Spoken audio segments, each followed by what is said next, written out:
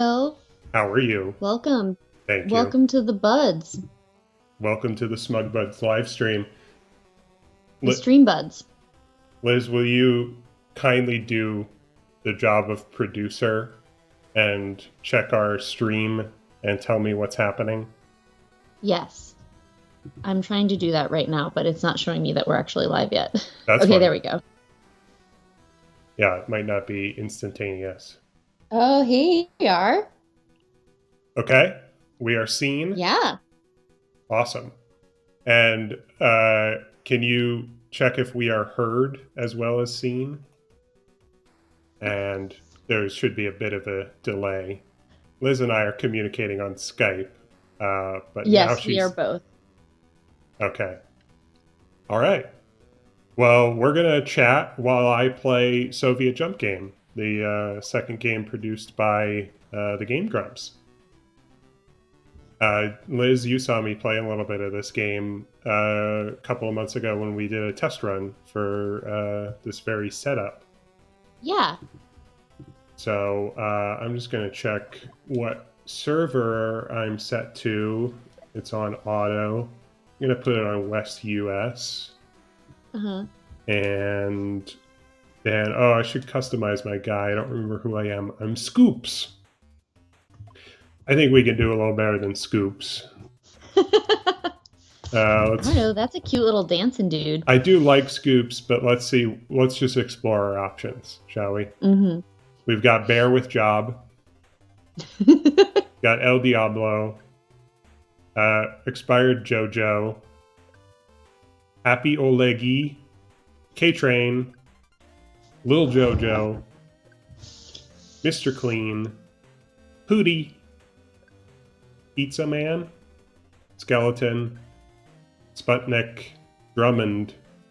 Chronic Zoom. Skeleton. Yes. There's Dan from Game Grumps. Aw, Dan. His hair's not nearly curly enough. Yeah. It's a pretty good likeness, though. Little Biscuits. And we're back to Scoops. I really like Mr. Clean. Mm-hmm. How's the stream looking? It looks great. I'm trying to adjust myself so because I'm only half my camera's showing up. So I'm trying to make sure that I'm like actually in the screen, but I think I am now. Okay. I am experiencing an issue whereby my own screen monitor kind of keeps cutting in and out. Oh no. But I'm just going to keep going with this and hope for the best. Good. All right, let's get into matchmaking. This is where I would sing that song if there wasn't copyright issues. Yes, we could get DMCA'd. Is that? I think that's it. DMCA, I think, is the law we have to be concerned about. So, Liz, how was your Thanksgiving? It was really good. It was just the three of us and Elliot, the third person being my brother Blake. Mm-hmm. We made an enormous amount of food, which we're still eating. Yeah, on Sunday. Yeah. Typical. But it was really nice. I'm very good at timing out like a dinner. So I had everything was ready pretty much exactly at 1. Nice. And we had the classics. We had turkey, mashed potatoes that I make with an enormous amount of heavy cream and butter, and I only make them 1 day a year. We had cranberry jelly, Brussels sprouts, green beans. Blake wanted cauliflower for some reason. What else? And then I made a peanut butter pie, which is a Kenny Thanksgiving thing. And I made a pumpkin roll accidentally wrong, but it made it better. Ooh. you were supposed to cook the pumpkin roll in a quarter sheet pan, and I cooked it in a half sheet pan, which meant that it was very thin, but it also meant that I got like the most perfect swirl like ever. Huh. I think I can show a picture of it on the stream and the people can see. You should. Everyone should be very impressed with this. And then we like hung around. Blake had stayed Wednesday night, which was cool. And then I had to work Friday, which sucked, but okay. I'm just gonna hold this here until I can see that people can see it. I'm definitely seeing it. Gotta move it over. Because like it only says, for example, there we go. It perfectly says buds.com. Oh no. But I can't see the smug. Okay, yeah. That's weird. Because it should be streaming my entire desktop. Yeah, that's why I was saying that I had to move myself so that I was actually on the camera screen. Yeah, I understood what you were saying, but I don't understand. So there's two things that could be happening. One is that only part of my screen is being broadcast, and the other is that the whole thing is being broadcast, but you are only seeing part of it. Yeah, that's possible. How are you looking at the stream?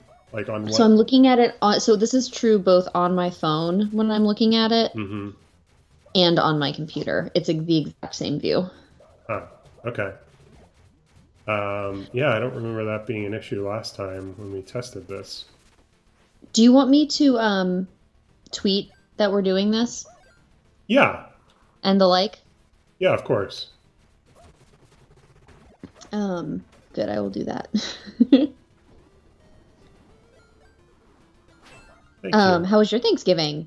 Oh, it was good. Yeah, we did not cook, nor did anyone we know personally. The fine chefs at a local restaurant that we love called Tito and Pep nice. Did all the cooking, and they did a marvelous job. Yeah, I feel like in the past when y'all have gone to places or gotten stuff for Thanksgiving that there's always been like sort of a Arizona twist.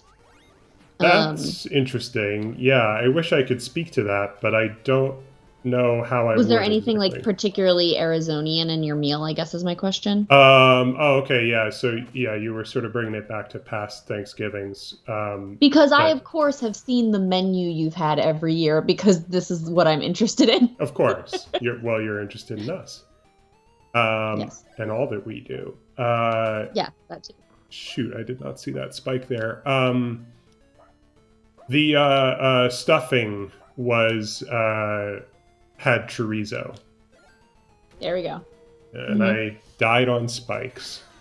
Oh, but I can do a death bribe.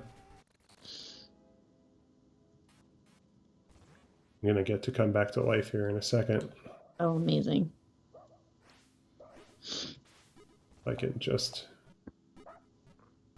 Oh, no. I might not make it. This has never happened to me before. Okay, just barely made it. Just in time to probably get killed by this bear with a job. This bear with a job.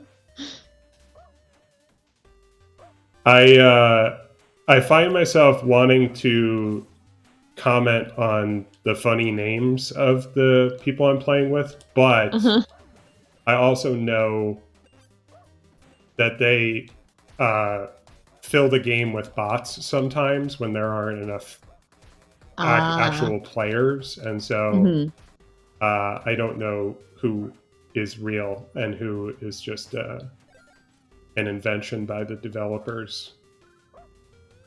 For example, that bear with job I was just sparring with is called the U.S. economy.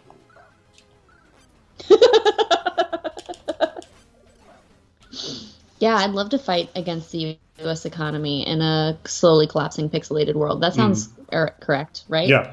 I mean, it's not wrong. Are your parents going to watch the stream? Maybe. I haven't told them our plan for today. I was. They'll have. Well, do they get push notifications from the SmugBuds account? They would if they're true fans, but I don't know. I was stomped by Ninefield. Wow. Well, that person had 9 fields and you didn't destroy any of them. That was a cat joke. Oh yeah, 9 lives. Yeah, I can't compete with that. 9 whole fields. Have I ever told you about how I learned that my mom gets push notifications anytime I tweet? No. No, you have not. So I have 2 Twitter accounts. Mm-hmm. My main one, and then I have at Wise Liz Crying, where I document. It's like, I think of it as an art account. I'm like documenting like when I'm crying about things. Mm-hmm. And sometimes it's because like something bad has happened, and sometimes it's because I saw like an insurance commercial. Yep.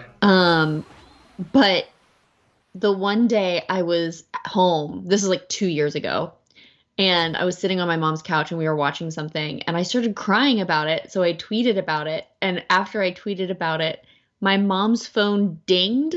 Mm-hmm. She clicked a button, looked at it, and said, "Are you crying about this?" And I was like, "Do you get push notifications every time I tweet?" That's funny. And there have been other times that like I've tweeted that I'm crying and she'll say, "Hey Lizzie girl, just texting to say I love you." That's very cute. I'm gonna change my background since my buds my idea for you. My buds are not working. There. Let's just gonna play with the format here. I'm gonna take out my headphones quick so I can put on my sweatshirt. Okay. Oh boy.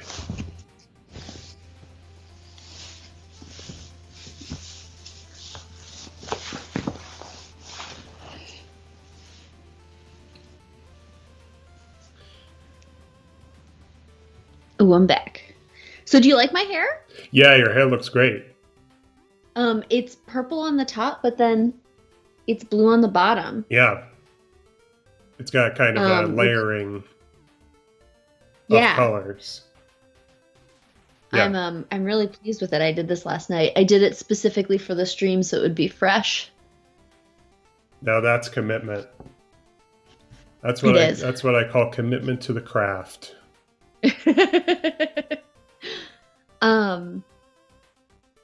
Yeah, going back to Thanksgiving really quick. I remember the one year, was it you guys ate at the Cactus Museum, right? That's not what it's called. The Desert Museum. Yes, we did. Yes, you remembered that better than I did. I forgot. I had forgotten we did that. Yeah, I remember there were like cactus paddles, like what are those called? Like nopales, no. Mm-hmm. Do you know what I'm talking about? Yeah. That was on the menu, and I was like, ooh, fancy schmancy. Yeah. Did you do anything? Did you have to work on Friday? Did you have anything else going on? No, I didn't have to work on Friday. It was a holiday as well as Thursday. And I also took off the rest of the week, vacation, Monday through Wednesday. Nice. Yes. So this is today is my last hurrah until the week of Christmas, when I will have off for double the time. Our devotee of the pod has written in. Mm-hmm. Sarah, and says, "I can't give you bits, but I would if I could." We'll get there. No, we won't. We won't really get there.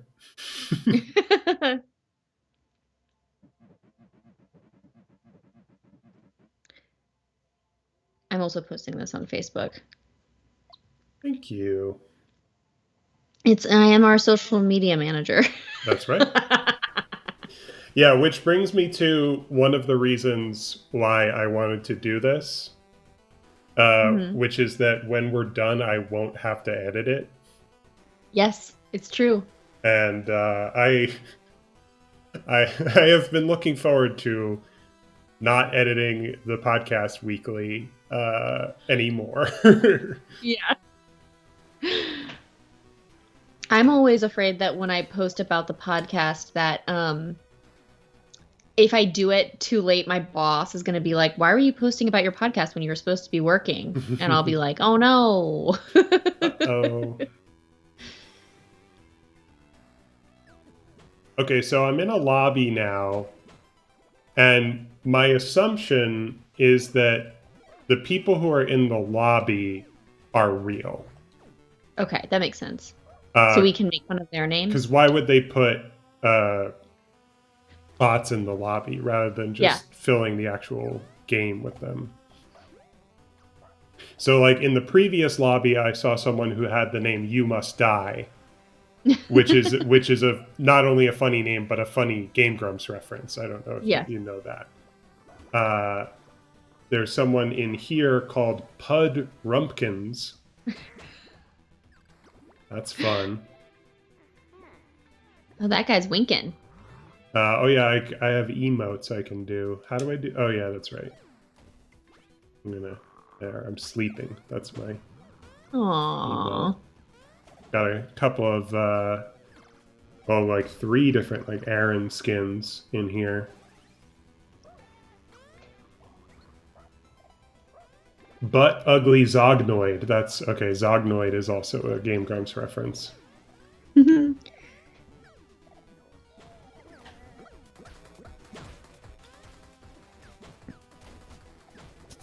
So I have a Wes Anderson question for you. Yes, you teased this for me. Yes, a question that I have been thinking about a lot. I posed it to Kenny, and I desperately wanted to ask you, but I thought it would be better to ask you on the stream. That's great. And I can't believe that you didn't bring this up. Oh boy. What if Wes Anderson made a sequel? Ah, yes. Excellent question. And I have 2 ways to think about this, though of course we can go in other directions as well. Yeah. What movie makes the most sense for there to be a sequel to? Yeah. And which movie would you most wish to see a sequel of? Right. So I'm just going to review my options before I even attempt to speculate about which one is the right answer. Yes. It starts with Bottle Rocket. Mm-hmm. Then we go to Rushmore. Yes. Then the Royal Tenenbaums. Uh-huh. Then The Life Aquatic. Mm-hmm. Shoot. I got smashed, but I'm not dead. The Darjeeling Limited. Mm-hmm. The Fantastic Mr. Fox. Yes. Moonrise Kingdom, The Grand Budapest Hotel, and Isle of Dogs. Mm-hmm. So right away, I think my first thought is, I'm doing process of elimination. I think I want to take both of the animated movies off the table. Okay. I would love to see him work in stop motion animation again. However, I don't think I want to see a sequel to either of those movies. Okay.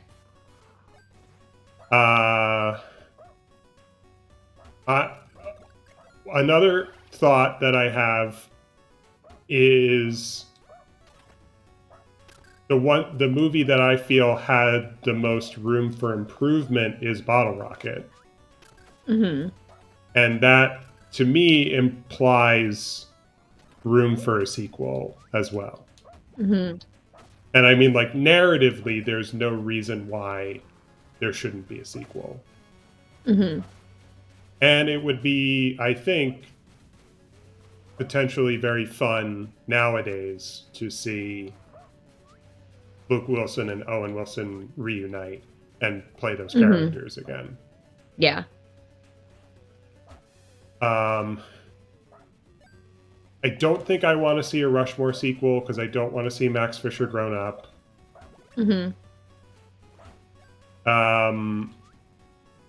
I don't think I want to see a Royal Tenenbaum sequel because it wouldn't be the same without Gene Hackman. And I'm not really interested in a story about the family that doesn't have him in it.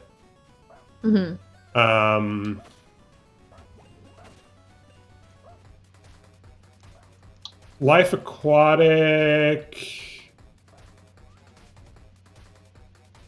I can't think of a compelling reason why I would want to see a Life Aquatic sequel. Yeah. And then the same is kind of true, but sort of less so about the Darjeeling Limited. I feel like the Darjeeling Limited is so like perfectly self-contained. Like a series of train cars. Yes, exactly like that. Thank you.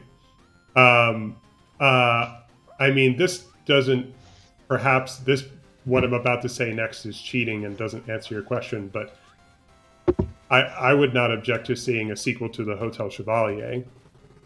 I would watch a whole movie about Jason Schwartzman and Natalie Portman playing those characters. Yeah. Don't know if Adrian Brody and Owen Wilson are necessarily a part of it. I just did something very stupid. Oh well. Natural one got me.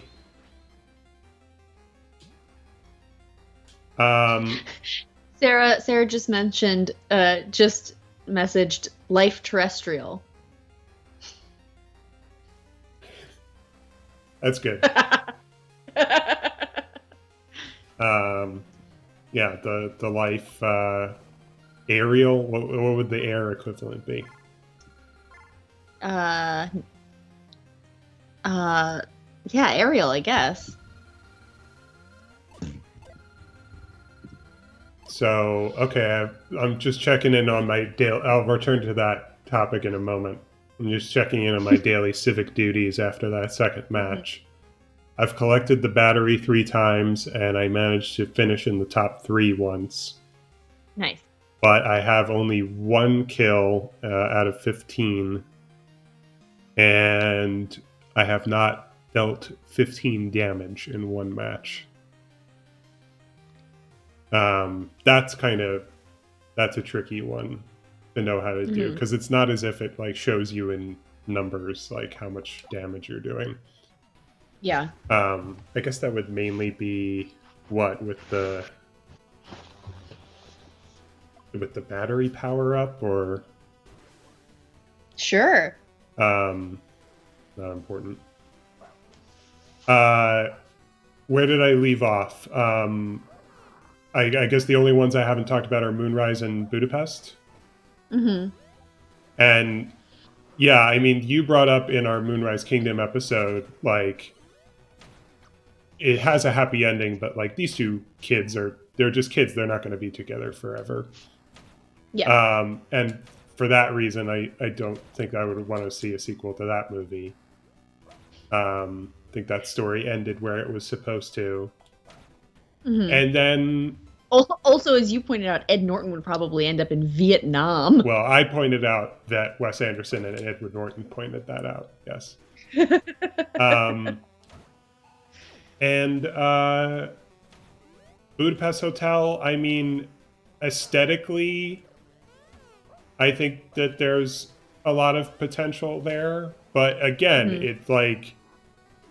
It really completes the story. You know, it tells the story of, tells the story of how Monsieur Gustave died and how Agatha died, and so I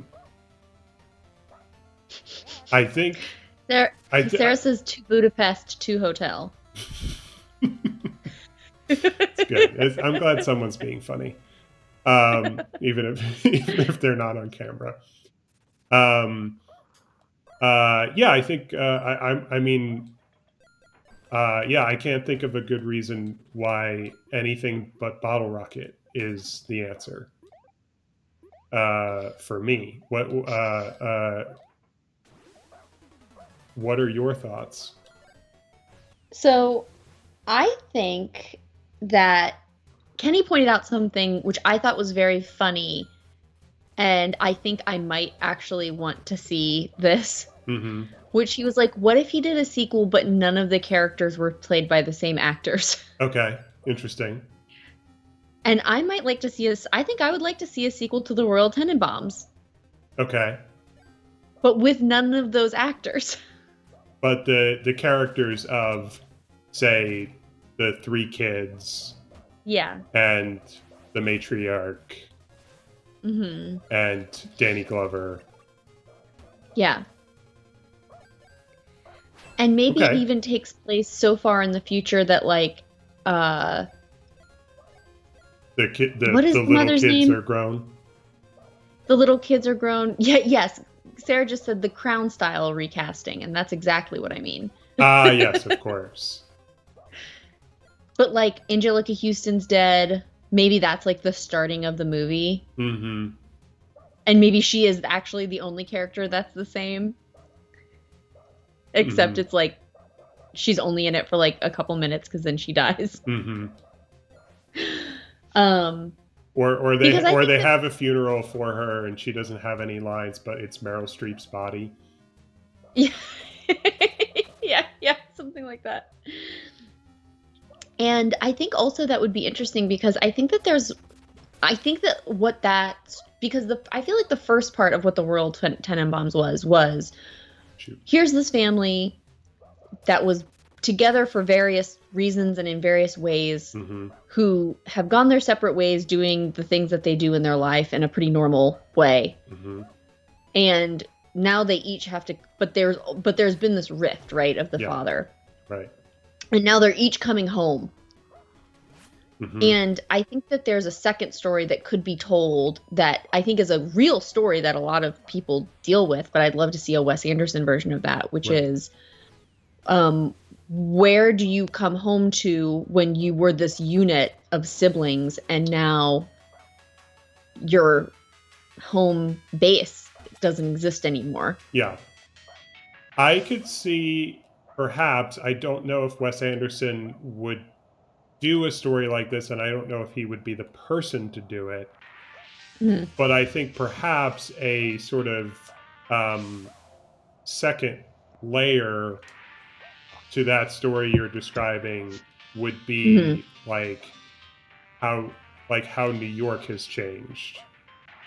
Like from the time when, I mean, the Royal Tenenbaums shows us glimpses of like when they were kids, right? And and it feels sort of like it's the 70s because of the way that they dress. But they're obviously supposed to be like grown up enough, and they were kids then. But there's a way where you could sort of explore like, okay, when we last saw them, they were sort of clinging to the New York of their adolescence.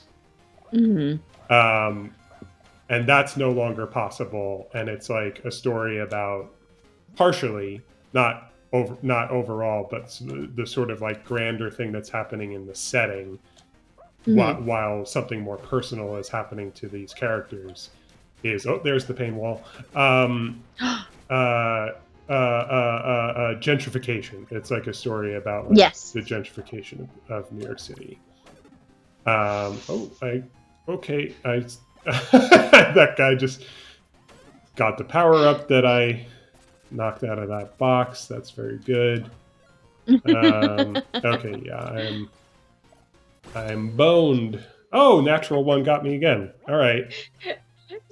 Sarah just suggested that the sequel could start with 9/11, and then she said, maybe not. That would, yes. Well, that would imply that the Twin Towers existed in the Royal Tenenbaums, which would be contrary to the way that he was portraying New York. I just got to give kudos to this natural one. I don't know if he's stream sniping me or just truly he is, as the name says, a natural one. But he's beaten me 2 games in a row now. Oh no, Sarah just said, I don't know anything about Wes Anderson. I'm sorry. No, you're not. You're fine. That's a very reasonable place to suggest starting. Yeah, no, I didn't. Yeah, we're just having fun. I didn't mean to shut anything down. I can actually see, I can see the shot of the person playing Margot smoking a cigarette and watching, the footage on her TV. Yeah, I mean that would be, a lot more real and contemporary than most of what he's ever done. But hey, as much as he's criticized for doing the same things over and over again, I think that if you pay attention, he does a lot of new stuff throughout the years. I think he challenges himself, and so I wouldn't put it past him to do something that we haven't seen him do before. Mm-hmm. Make an anthology movie or shoot a bunch of stuff in black and white, or Mr. Color shooting in black and white. Yep. One day we'll see it. Did we I can't remember if the Wonder Woman news came out after we finished recording or if it was already known when we were recording the podcast. Well, can I tell you? I can't say that it matters because I don't know what you're talking about. Oh, all right. Well, do I have news for you? Breaking news. Good thing we're live right now, or else no one would know. Mm-hmm. I'm breaking the story for at least one person. You're aware that there is a sequel to Wonder Woman that was supposed to come out this year? Yes. Well, Wonder Woman is a DC property, and the DC movies are Warner Brothers. And Warner Brothers has a new streaming service.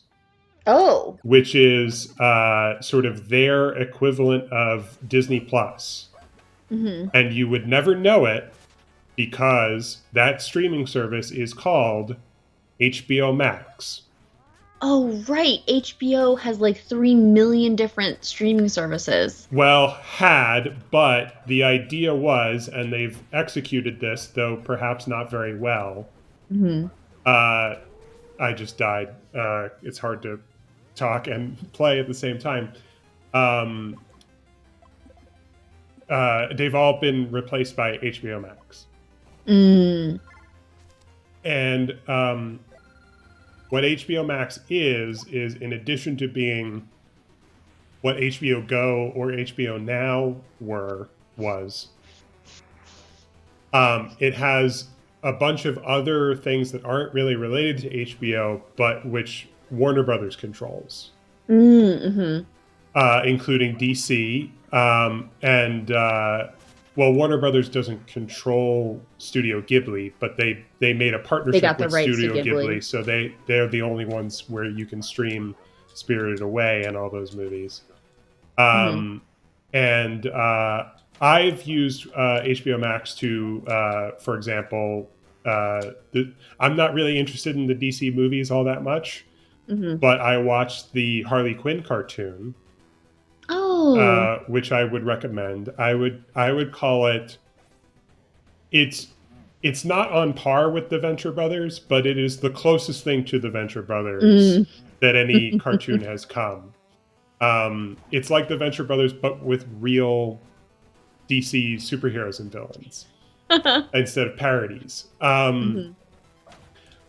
So the news is that this Christmas, Wonder Woman 84 is going to simultaneously come out in theaters wherever possible, and on HBO Max. Got it. I feel like I remember hearing that a movie was doing both, but I don't think I like registered at the time which one it was. Yeah, and I think other movies have done both, but this is the first, huge blockbuster to be like, yeah, if you can't see it in the theater right now, you can see it on streaming, and it's not like Mulan, where you have to pay extra. Yes, where you pay extra. It's just going to be on there, and you don't have to pay anything additional. I enjoy HBO Max access because my parents have cable through Spectrum, and they have an HBO subscription, and that's all you need. You don't have to pay anything additional to get HBO Max if that's something you have. Basically, they're more desperate to get people to sign up for HBO Max than they are to make $1 billion, releasing that movie in the theater next year or whenever, movies can make $1 billion in theaters again, be that next summer or this time next year or the summer after, who knows? Yeah, that's wild. Yeah, so this Christmas we're all going to be watching Wonder Woman fight the Mandalorian and the woman from Bridesmaids.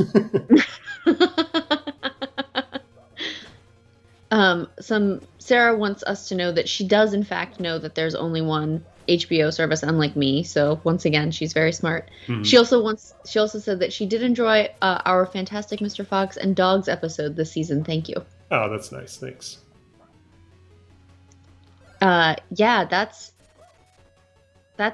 wild to think about.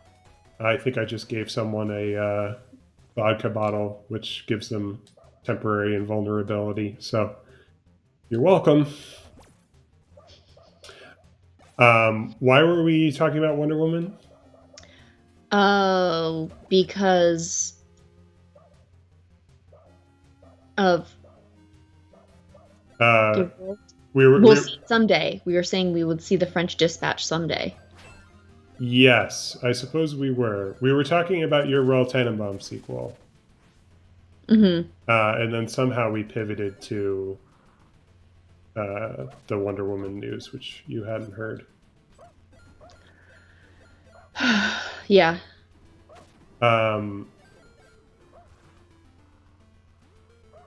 Yeah, so I guess that news hadn't broken by the time we were recording the final episodes of the podcast. You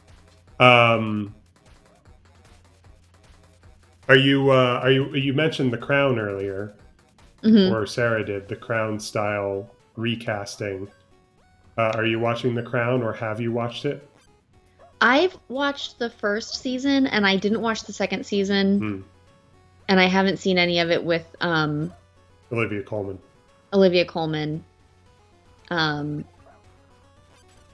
But I've been listening to the Stay of Homekins crew talk about it, and Kenny's been watching it, and he's been talking about it a lot. That's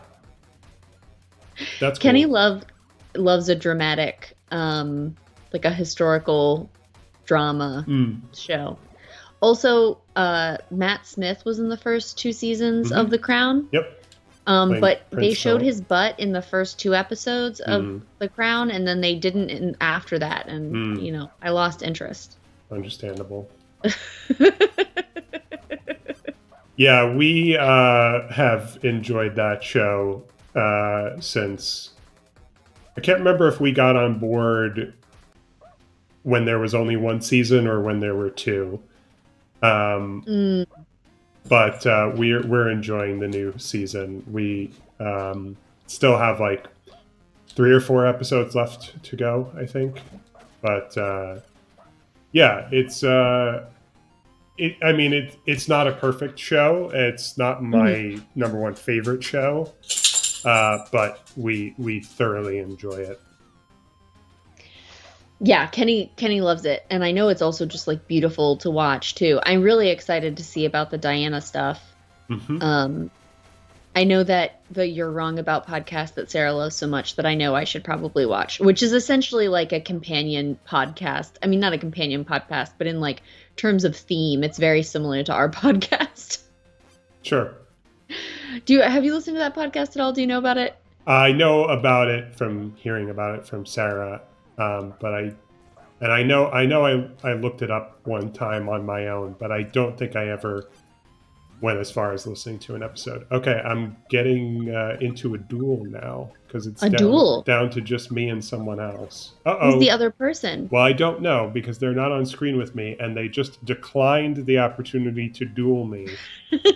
So one of us is going to fall to the pain wall, and I hope it's him, unless he comes out of this pipe. Middle there. Okay, the pipe is closed, so now one of us is definitely going to fall to the pain wall. Okay, Gang Beast, bye-bye. You fell to the Iron Curtain. Does that mean you won? A winner is me. Congratulations! The first win on stream. Thank you very much. Probably because Natural One was not in that match.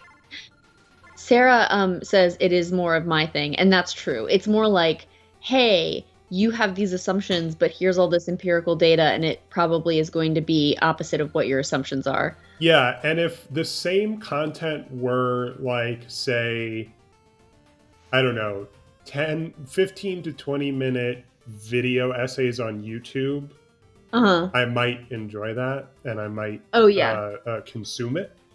Because in a certain way, it is up my alley, but in another way, it's not. Because as we've talked about before, the podcasts that you listen to are Make me smarter. Are like 99% invisible, and the podcasts that I listen to are like Doughboys, How Did This Get Made, How Did This Get Played, Read 'em, Comedy Bang Bang, just a lot of comedy bullshit. Sarah said, "Hey Mario." Oh, hey, Mario. Hey, this is what our faces look like. We see yours all the time. I just heard a sound effect that I've never heard before. But if I had to guess, I think maybe it was supposed to indicate that somebody followed us. Yeah, it said that he followed us. Okay, great. Okay, so it gives me like this cool sound effect when somebody follows. That's good to know. Thank you for following Smugbuds. The Smugbuds. Yes, twitch.tv/smugbuds. Mario, this is an argument we argue about all the time. In the final episode of our first season, episode 10, we got into an argument about whether or not there was a the. I introduced the podcast, and you immediately said, the name of our show is The Smugbuds. And I've come around to, officially, yes, that's true. Yes. I've come around to that. But just like it's not thenewyorktimes.com. Right, it's smugbuds.com, yes. Yeah. But it's also not the Game Grumps, for example. Mm-hmm. They're just Game Grumps. Yes. Mario wants to know what game you're playing. Speaking of Game Grumps, perfect timing. This is called Soviet Jump Game. And it's the second game produced by Game Grumps, which, if you don't know, they're Let's Players on YouTube, and they do a lot of other creative ventures. And basically what this is it's a battle royale, but also it's a 2D platformer. So there are a bunch of power-ups that give you different abilities, like in a Mario game. And you defeat your opponents in the battle royale by jumping on their heads or shooting them with a different power-up. Right now I'm in a lobby. In about 30 seconds, it's going to drop me into a match. And it's a free download. It's one of those games where, like, I think they sell like a pack or two of, like, collectible like skins and stuff, but they don't sell anything that will like make you better at the game or like give you an advantage over anyone else. Everyone's just on an even playing field, and I've never paid for anything. It's free and it's really fun. Yeah, they did a really good job with that. They're really good at being really respectful and not exploitative. Mm-hmm. Their first game that they produced was Dream Daddy, a dad dating simulator, which I played. I have not. I own that. I have not played that one. It's very funny. It's very well done. Mm-hmm. And there's a secret, like if you break the code, there's like a secret set of dialogue and a setting that you can play through where somebody's got like a sex dungeon, one of the Dream Daddies, but he's like maybe also gonna like sacrifice you to like a demon or something. I know a little bit about the game because I've heard so much about it. Is perhaps this the religious dad? Yes, it's the religious dad. Yeah. But it's like, it's not part of the game at all. You have to break into the code to get to it. Oh, okay. There's no way to access it in game. Yeah, it was a really good yeah, exactly. Mara says, a Dream Daddy sex dungeon, you say. Mm-hmm. Yes, that's exactly what it is. Mm-hmm. But at one point they say, this isn't even part of the game. You should go back to the regular part. Pretty funny. So, yeah, I like that game. Yeah, so in this game, it starts with about 50 people. If 50 people aren't there to fill every match, then they fill it up with bots. So that keeps the game interesting. Right now, I can tell that there are 15 people left alive because of that green number in the corner. Mm-hmm. And while no one is around for me to really spar with, mostly what I was trying to do is collect coins. You can see in the corner I've collected 31. If you collect 30 in the early part of the game, then you can respawn when you die. 30 coins is the cost of a death bribe. So if I die soon, I'll be able to bribe death and come back to life. But after that, or if I don't die, if I survive long enough, and long enough meaning like, I don't know, maybe top 5 or top 3 or something, then the respawn window closes and there's no more chance for a death bribe. So right now I'm just kind of wandering around and seeing what kind of power-ups I can collect and seeing if I run into anyone, which I always kind of hope that I don't. Yeah, you're a sneaker like me. I love to sneak. Did I ever tell you about when I was playing Skyrim and I was sneaking everywhere? Yes, I believe you have told me that. Where Kenny was like, you can walk, it's faster. That's funny. Mario wants to know if you had gotten a power-up that glitched the level. Good question. I don't think so. I think what you saw was probably just an aesthetic, like the game is like made to look glitchy, and I don't think it had anything to do with what I might have been doing at that moment. There was a whole narrative behind. Are you familiar with the like marketing and release of this game at all? Yeah, because I watched all those videos. He had like this cartridge, and he was like, it's from this like Russian system, and he couldn't figure out like how to like get it to work, and so he like it was like really well produced videos. Mm-hmm. And then he was like kidnapped. Yes. So yeah, I'll explain a little bit further. The Game Grumps have a large platform. They have like 5 million subscribers on YouTube. And so they did this kind of like guerrilla marketing. There's the pain wall that makes sure that the game eventually ends. Did you kill that dude? Yeah, I just shot Darn Souls 3. It's pretty funny. Now it's down to 2 of us, so I'm probably gonna get asked if I want to duel the other. Oh, there he is. What's his name? Red Eye or something like that. Anyway, what was this? Oh yeah. So with their platform, Aaron from the Game Grumps started making videos about old Dendy games. Dendy. All right, he just killed himself, I guess. I won again, by the way. Yay! Dendy being like the old Russian equivalent of a Super Nintendo.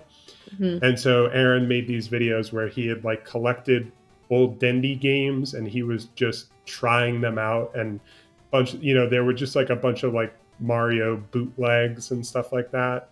But then, there's this one cartridge that's like, oh, it doesn't have it has like a handmade label on it and it's written in Russian. And when he puts it into the system and tries to play it, it's not playable, but it has a message and it says like, to play this, you need to plug in like the internet adapter or something like that. Right. And he was like, internet adapter. Right. And so he ostensibly, in another video gets in touch with someone who can like translate the Russian and someone who's like an expert in Dendy games. And they like discover that that this game that he found was like the first ever battle royale that you play online with people, and the whole thing was just a fun fiction as a really strategy for the game. But I bought it. I fully bought it. At the beginning, I did too. I had no reason not to buy it, and then it wasn't until they started to like say the name of the game and say like it was a battle royale. It was like, okay, that strains credulity. And it was a funny thing to do. The best part of it all was there was some backlash to it. Some people felt like they had been betrayed. We're tricked. And so that's when they did the kidnapping video where the two KGB agents kidnap Aaron, trying to get him to admit that or they want him to use the cover story that it's Game Grump's second game, and that it's not a real historical Russian artifact or something like that. There's this really, this is really inside. This is like a deep cut. Nobody but me and maybe you and real Game Grumps fans would understand this. But you remember the part of that video where Aaron gets a phone call? Yeah. And he goes, "Can I answer that? It's my uncle, Dr. Cecil H.H. Mills."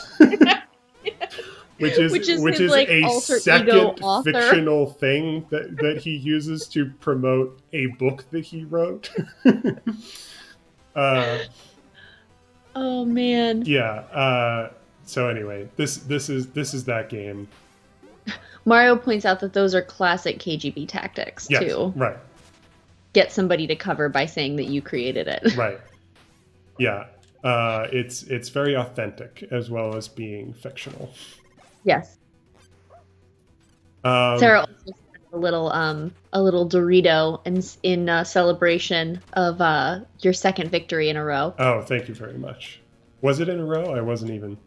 I think it was. That's what Mario said, and I trust. Nice. I trust that he's watching diligently. Very good.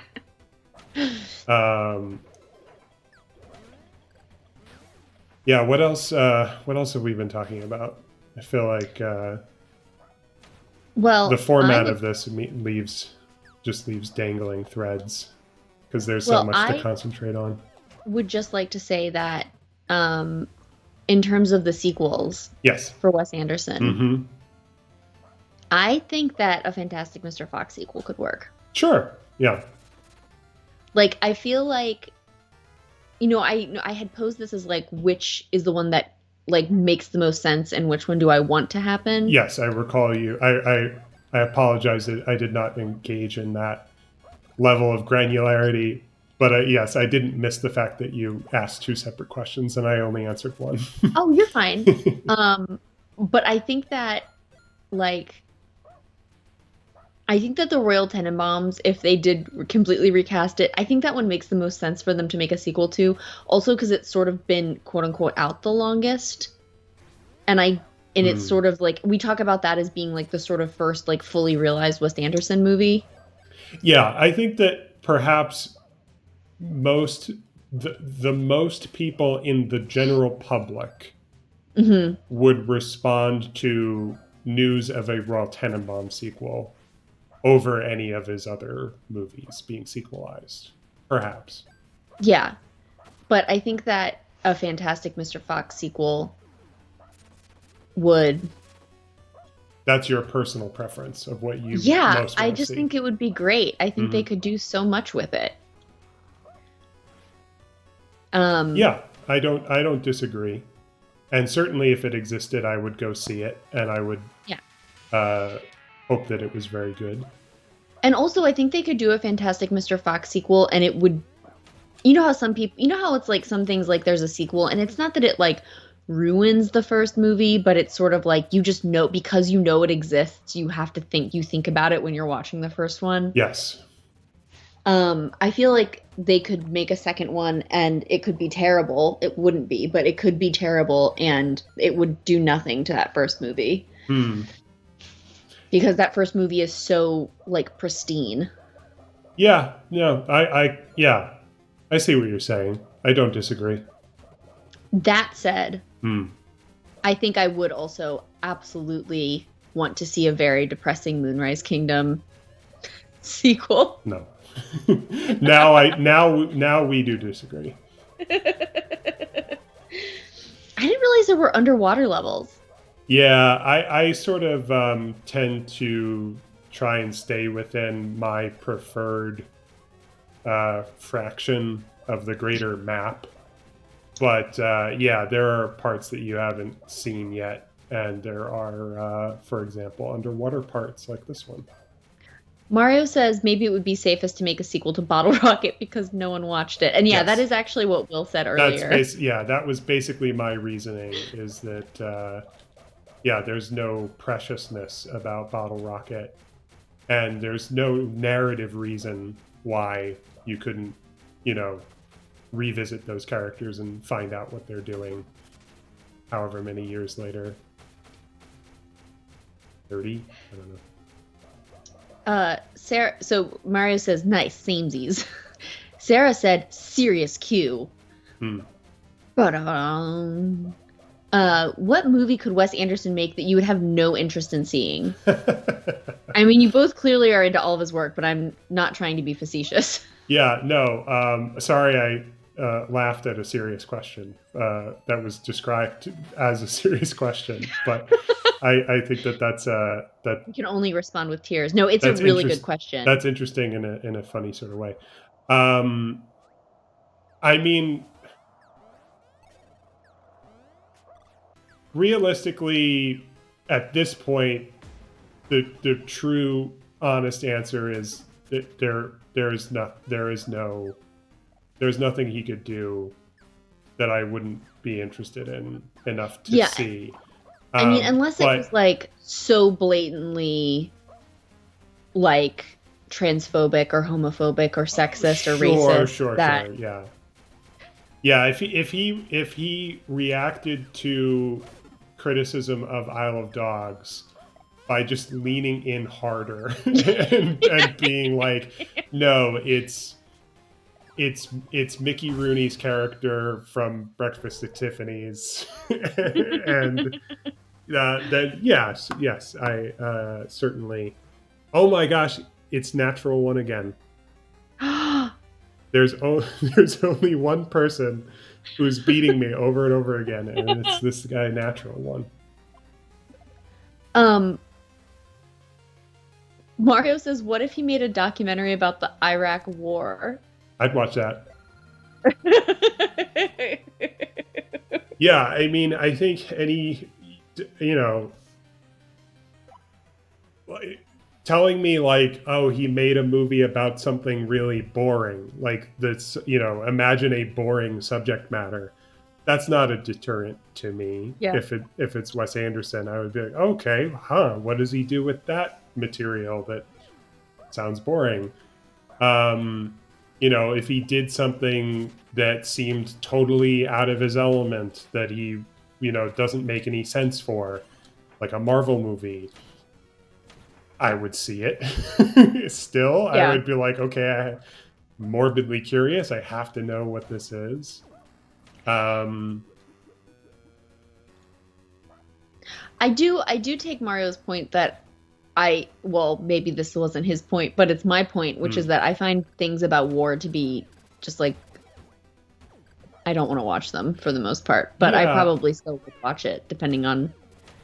Yeah, I generally, I have my tastes and my preferences, but I'm generally not the sort of person who like rules out seeing anything based on subject matter or genre. Yeah, I am too. I'm basically open to seeing any kind of movie as long as it's good or interesting in some way. And so, I mean, I used to be really averse to horror, but it's been years since I felt that way.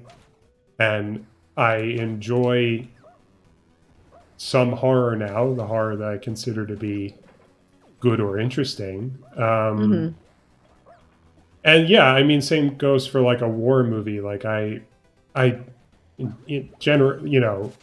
in theory, I don't have any interest in that type of movie. However, Christopher Nolan made a war epic, and I went to see Dunkirk because I'll go see whatever Christopher Nolan movie is out, as long as there's no pandemic. Yeah, something actually that really annoys me is when, and not things like, if somebody is truly like, I'm very anxious, if I see a movie that's going to scare me, I'm just going to feel really bad, so I don't want to watch it. I'm not talking about that. But when people will be like, oh, well, I don't like blank, and it's like the most open-ended genre of something. Right. Where they're like not even willing comedies. to consider the possibility of a movie existing that they might be interested in. Right. Or not even just movies, like my friend from high school who was super smart, she was valedictorian, and she was talking to me about In the Dream House, because I had said how much I love that book on Instagram, and she's had some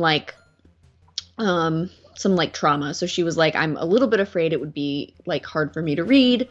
And I was saying like, it might be, but it's these really, really short sections. So hypothetically, if you start one and it starts upsetting you, you can literally just turn like 2 pages and you'll be in an entirely different section. It's not like just a line of prose with no chapters where you'd have to sort of like flip a page, see if that's like an appropriate place to start or something. So actually really well set up for somebody like that wants to read this story that might resonate with them, but might also upset them. Yep. Okay. And then I said, have you read Her Body and Other Parties, which is Carmen Maria Machado's short story collection? And she was like, no, I don't really like short stories. And I was just like, what are you talking about? What do you mean you don't really like short stories? That's like saying I don't really like fruit. There's like so many different kinds of fruit. Yeah. Well, back when I was in grad school and teaching some undergrads, composition, I had a student who said to me, in a moment of candor that I respect, he said, well, I don't like reading. And I was like, okay, yeah, well, yeah. Well, on the one hand, I can understand someone saying that and feeling that way. But also on the other hand, I said to him that to me is a bit like saying like, I don't like people. It's like it's so general. There are so many different types of things one could read. Yeah, and if this person was like somebody that, read things on their phone all day. I mean, that's the other thing that I brought this up to my boss at one point, where she said something about like kids not reading anymore. And I was like, kids are reading constantly. They're just reading tweets. And they're not necessarily, I mean, and I think that they are also reading books, but I think that they're reading like way more than I ever even did as a kid. I think I watched way more TV as a kid than these kids watch now. Because largely what they're doing is reading stuff and responding to it. And of course, there's like YouTube videos that they're watching too. But even with that, like, they're essentially watching TV and then very often, read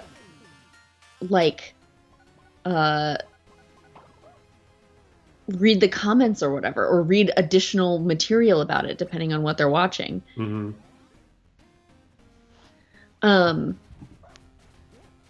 Mario just said, regarding short stories, this is like a preference for either TVs or movies to me. Right, yeah. I mean, that, on some level, that used to make sense.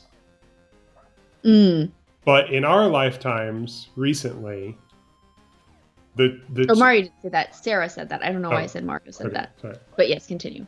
In recent years, in our lifetimes, the two have really, like, overlapped in ways that perhaps they didn't do so much before.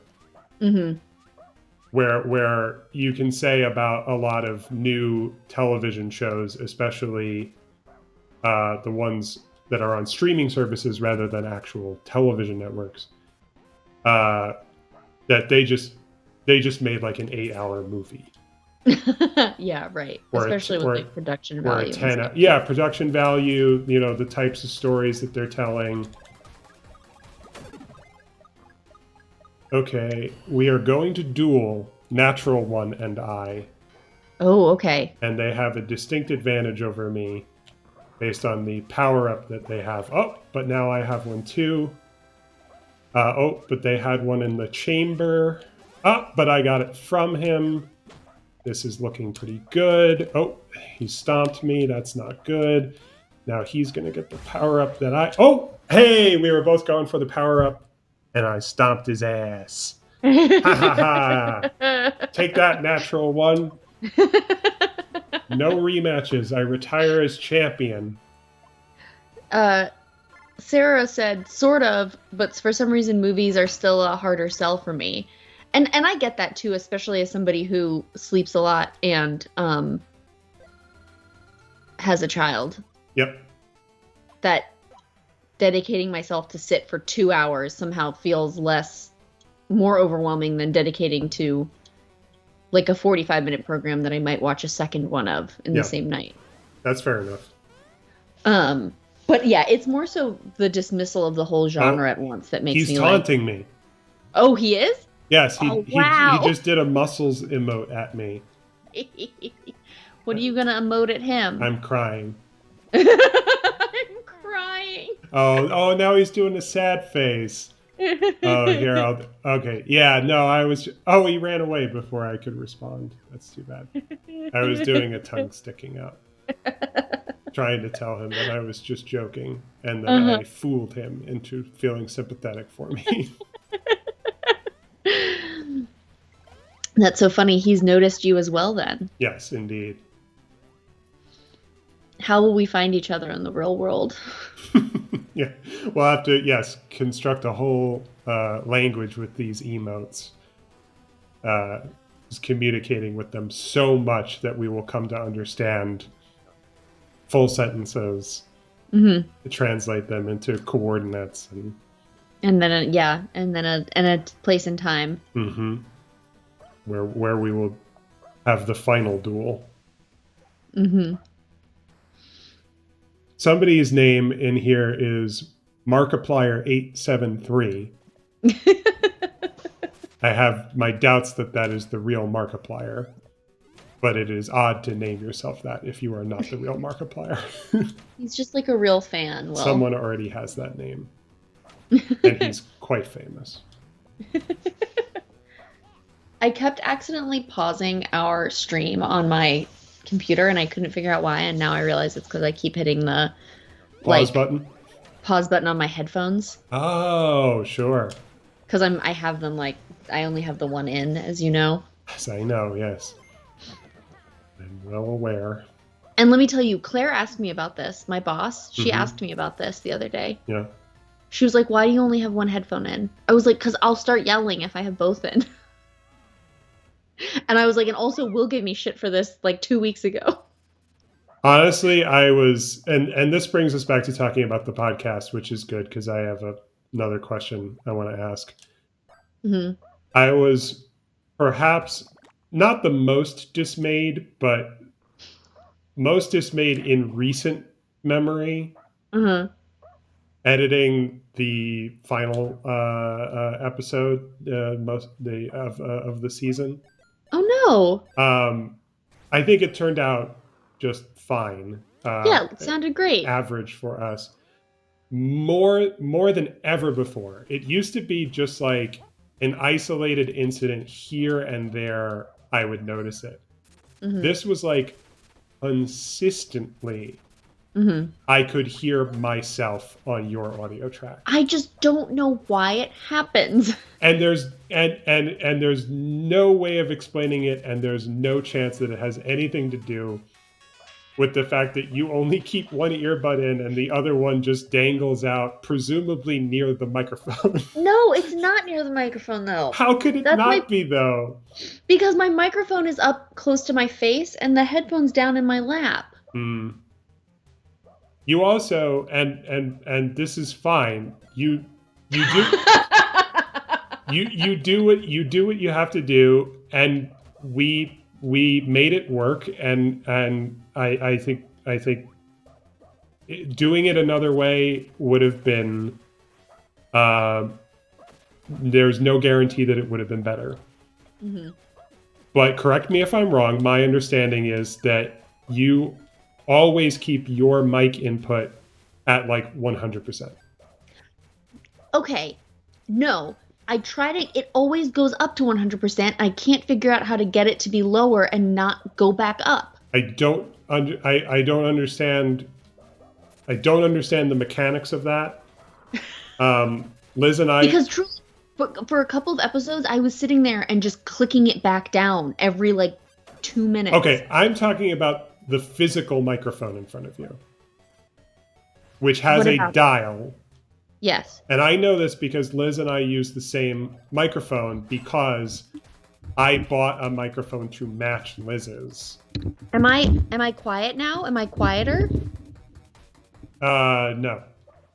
Yeah, I don't think my dial works, dude. Okay, that's the issue. Because in the past, you've been like, you can change this, and I would change it and be like, is there a difference? And you'd be like, no. And I'd be like, I don't think my dial works. All right, I'm so close to the pain wall. Oh my god. Oh, I fell to the pain wall. Okay, here's. Wait, I'm gonna talk. I'm gonna. Oh wait, I have a death bribe. I have to keep playing. I have a death bribe. I have a death bribe. I forgot about death bribes. All right, this is good. I'm still in it. I'm still alive. Mario, if only you had a co-host, you could argue over technology and physical hardware. This is the thing. So for 2 years, like an old married couple. Yes, the pod husband and pod wife, as we say. For 2 years, on and off, we took breaks. Liz and I recorded a podcast together despite living very far apart in different states. And the way we did it was that we would Skype in order to have a conversation with one another, like we're doing now. And you would record your audio and I would record mine. Mm-hmm. And then I would edit the podcast, those two tracks side by side, lining them up so that the conversation was synced. Mm-hmm. And Natural One got me. Natural One just shot me and killed me. Okay. Well, you need to be an unnatural one and get him back. Okay. So this is the microphone. Yeah. And this is the dial I'm referring to. Yes. Okay. I think I know what's going to happen, but I might be wrong, and we're going to find out. Yeah. Watch what happens. Okay. Can you hear me? Yes. You can hear me? Perfectly fine. Oh, okay. I can't hear you is the thing. Oh, can you hear me now? So this is a volume knob for me. Ah. Now I have it turned all the way up. Okay. I have been, perhaps naively, perhaps wrongly, determined, but I really do feel like I've seen evidence of this. We would use Audacity to record the podcasts. Mm-hmm. And you generally don't do this, but I did this. I would always keep Audacity open while we were recording, and I would always watch the readout of my audio as I was creating it by speaking. Mm-hmm. And I would play with this dial. Mm-hmm. And as it looked like I was being too quiet, I would turn it up. And as it was too loud, I would turn it down. And I swear it made a difference to the input. Mm. But what you're telling me is that my input is the same when I'm doing this right now. And right now I haven't turned it all the way down. Yes. And that would suggest that it's just an output knob. And I also had fiddled with this. Yeah. And noticed no difference. But in Audacity, there's a little slider. Which I never played with. And I, for some reason, if I make that go into the middle, it very clearly is picking up less of me, which is good. And then if I don't keep watching it, it creeps by itself back up to 100%. That is bizarre. And I don't know how to... I haven't, Googled it, but a couple of times I've, tried to search around for a setting, and I cannot find it anywhere. Yeah. You're also using a Mac, right? Sure am. Yeah. So we're also always using two, perhaps... slightly different versions of Audacity. So we can't expect the same experience necessarily. I leveled up and got a voucher, which I just brought to the Capitalist corner, and I unlocked two characters. One is a Zognoid, seen here, and the other is one we looked at earlier, but it's a different color than we were looking at. It's Chronic Zoom. He likes going speedy. He dislikes cops, narcs, and parents. God, sounds like me. I'm going to go ahead and equip Chronic Zoom. But while we're at it, I'm going to go to Customize and just see what other... Okay, so this is only the second color I've gotten for Chronic Zoom. The previous one is red, which is called Fingers. You get it? No. Oh, like Tails? So close. What? It's red. The red one is Fingers. Oh. Knuckles. Knuckles, that's right. And I just unlocked a skin called Sliver, which is so very, very close to being Silver, which is the name of a Sonic Hedgehog character. Oh, they're good at the jokes, the Game Grumps. They're good at avoiding copyright infringement claims. Yes, also that. Anyway, the podcast, yeah. So for whatever reason, your Audacity is to blame for creating a setting by which your input was always maximized. Yes, despite my best efforts. Which, yes, and I thank you for those best efforts. And I fully acknowledge that you are not to blame for the strife that I've experienced as a result. Because your audio tracks were always louder than yours, objectively worse than mine. And not just louder. It was because I can just turn, the volume up and down. Mm-hmm. The problem was not that you speaking was louder than me speaking. Mm-hmm. I can fix that easily. The problem is that everything around you was being heard and picked up by the microphone more than everything around me. Yeah. And sometimes that included my voice, even though you were talking to me wearing headphones. And it was, as I was saying, yes, the worst it ever was the very last episode that we recorded. And I was just like, oh God, this, like every time, basically like Audacity has a noise reduction effect, mm-hmm. which is helpful, but it only works so well. Especially when the noise that I'm trying to reduce or eliminate is someone talking, Mm-hmm. which can have dangerous effects. Like if I use it too liberally, then it's like, oh, speech is noise? Okay. and then okay, that won't work for obvious reasons. Okay, so I just opened Audacity again, and I'm like literally talking and just watching the like input recording volume go up. That's so bizarre. And so like yeah.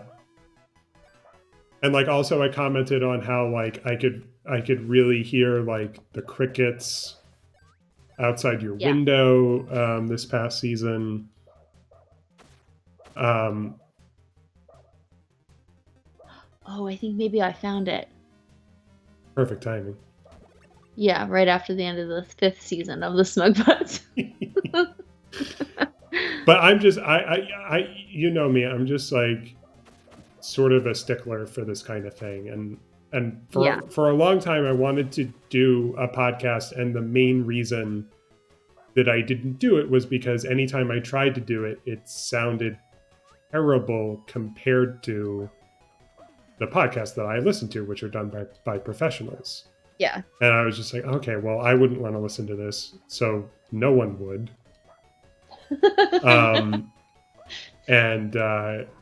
It was only through getting these microphones and doing test runs and stuff that we came to a place where I was like, okay, well, this is good enough that we can keep doing it. Yeah, and I think it is good enough. Maybe we should like try to find some like college course on like actual audio shit. Okay, I thought I had just changed it, and it is still going up. That's so funny. I found something that was called recording meter options, and it was something was set to automatic. So I was I'll just change that. Right. That didn't do it. It's still. Shoot. It's still going. It's just crawling up like a very hungry caterpillar trying to get up a tree to become a cocoon. Well, lucky for us, we made it work anyway. Yeah. Speaking of which, here's what I wanted to ask you. Okay, yes. I'm glad you brought some topics of conversation as well. I mainly just wanted to ask you one thing and basically run an idea by you. Mm-hmm. And as I said, we're talking about the podcast, and the reason why I bring it up in this way is because we haven't talked about what we will do next, except for doing this, what we're doing right now. Mm-hmm. But as far as more podcasts, we haven't talked about we haven't what we might do next. So here's the idea that I had, and this idea was sort of born out of, like I said before, I'm glad to no longer be editing 2.5 hours of us talking every weekend. Mm-hmm. My suggestion is that in 2021 perhaps we do the podcast monthly. Oh, monthly. We just do one episode a month. And we just, you know, we catch up. We take turns doing topics like we used to do before we did the Wes Anderson season. Okay, yeah. And that way, I don't have to come up with 5 topics sort of all at once. And also, I just won again, by the way. Yay! It's easy to win when they decline to duel with you, which I don't know why anyone does that, except I don't really know much about how the bots work, and so part of me thinks like, well, maybe the bots don't duel. Maybe, because then it would be just a not real person winning. Right, yeah. Maybe they program the bots to decline duels, and the one other person in the match with me is actually not a real person. Yeah.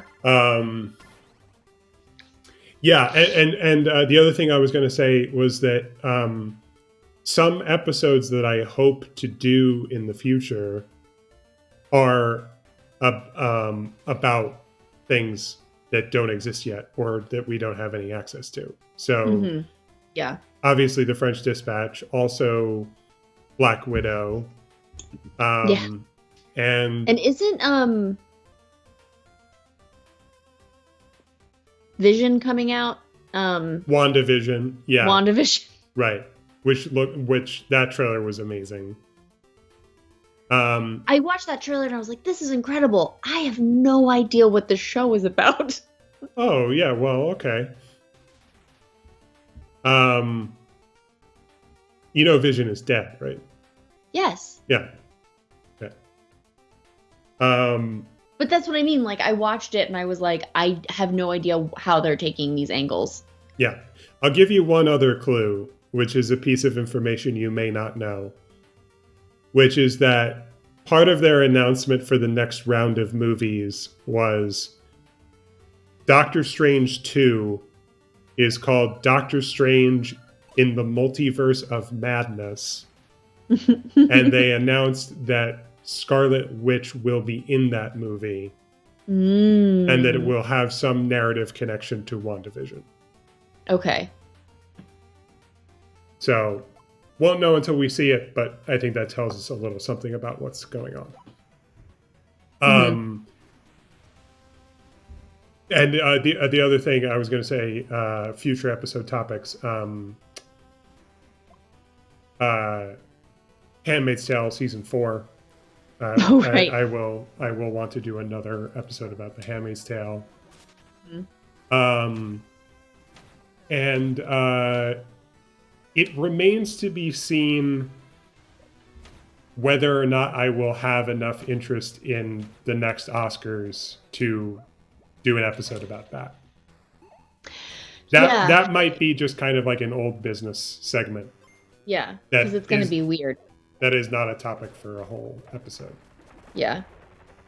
That being said, I am going to spend the next couple of months trying to catch up on some new movies that I have heard are good or might be in that conversation, which we already sort of started to do recently. We watched the movie First Cow. Have you heard of First Cow? No. Very good movie that is new in 2020, and which you can watch if you have Showtime access. And if you don't, I think you could like rent it on Amazon or something.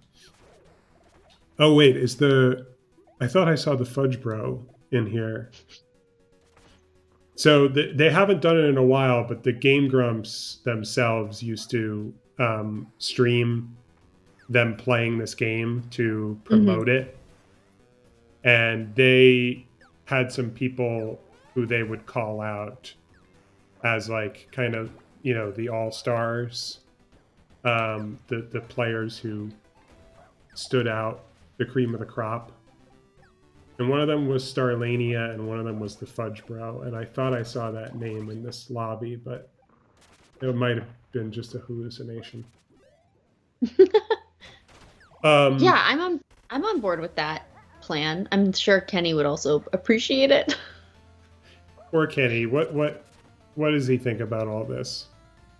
I think he's really proud of me and like supporting the things that I do. And actually, it's not super bad right now, for example, because I think he's probably actually asleep because Elliot's asleep. So he's probably taken one of my favorite kind of naps, which is a couch nap with the sunshine coming in through the window. Sounds lovely. But Kenny occasionally will say, "When do I get to do something?" And I'm like, literally anytime. You just have to ask me, or you just have to pick something you want to do. Yeah. And he's like, "Okay," and then he doesn't. Mm-hmm. But Kenny also stays up so much later than me that he has like a whole world after I fall asleep. Right. World I assume mostly video games. Video games and like The Crown, programs his programs. He's been reading a lot of manga. Oh, me too. What has he been reading? He's been reading something. Oh God, it's a great question. He's been reading a lot of different ones. So he's read I think all the Attack on Titan at this point that exists. Okay. He's been reading something called like Exquisite Corpse or something like that. Okay. There was something else that was maybe not manga. It was just like a comic book that was like it was called like not Beast Hunter, but it was about some sort of like wolf that he was like, you should read this because there's a wolf. This is a bad question to ask. I hope you never get tired of that. Of people being like, you like wolves. Yes. Well, Kenny though is smart though, because Kenny's not just like, you like any wolf. He'll be like, you like this very specific wolf. The wolf of folklore. If you don't mind me sidetracking, Mario did have a question for us, a Wes Anderson question for us. Yes. He says, you have to marry one character from his movies. Which one would you pick? And then he said, apologies if you've already discussed this, which makes me really happy that I like the idea that like you and I are like in our pajamas and our sleeping bags on my floor, like just discussing which character we'd want to marry. Just doing a fuck, marry, kill with Wes Anderson characters.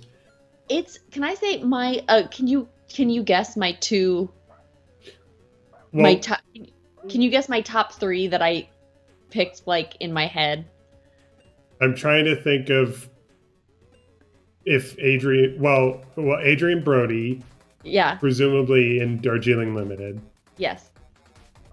Natalie Portman. Yes. In the Hotel Chevalier. Yes. And then it's not really coming to me. I'm not sure. I could guess, but I would not be confident at all. I'll narrow down by gender. It is a woman. Okay. Oh, Cate Blanchett in Life of Pi. Yes. But that's not fair. Those are just three people I'd want to marry and make out with in real life. Yeah, but I mean, their characters are suited to their the people who play them. Yeah, Natalie Portman's character in Hotel Chevalier maybe would not be a good person to marry because she might break up with me. But I mean, would you talk about risk reward? Yeah. Yeah, exactly. And I bet that Natalie Portman isn't even vegan, so. So you could have real Natalie Portman's vegan. I don't know if you knew that. I believe I did. You're saying you could have more fun with the character than the real person. Yeah, she can stick a toothpick in my grilled cheese and take me to bed. I won't even comment on the bruises. I don't care to explore that any further. Adrian Brody though, he like one of the things I pointed out in that episode about Darjeeling Limited, the Darjeeling Limited Adrian Brody, we're being very clear here. Yes, and yes, with Natalie Portman and Cate Blanchett, you just have those characters to go on because they were not repeat offenders. You know what I mean? But Adrian Brody, yes, he has appeared several times, and so yes, you're making a more specific choice of character there. Yeah, not like Nazi-esque Adrian Brody from Grand Budapest. It's an obvious choice. It's an easy choice, but it is a specific choice nonetheless. But he in Darjeeling Limited is like married and going to be seems a father. To be excited about being a father. So that's something nervous that I'm about interested it, but in. he comes around to accepting it. I mean, I'd be furious if my partner abandoned me in the middle of a pregnancy, but hey, we all have our flaws. Okay, so I'm one of 3 people in this match, which is why it didn't offer me a duel and why that took as long as it did. But I did win, so. Yay! Yeah. My coffee is so cold now. Oh, no. And then, of course, Cate Blanchett in The Life Aquatic is, like, I mean, just like glowing and beautiful, but also like, yeah, I'll raise your child with you. That sounds great. Mm-hmm. Like you just gave birth, like you're recovering. Like I can wake up with the baby, you know, You're a writer. I'm a writer, you know, but we're in different fields. Yeah.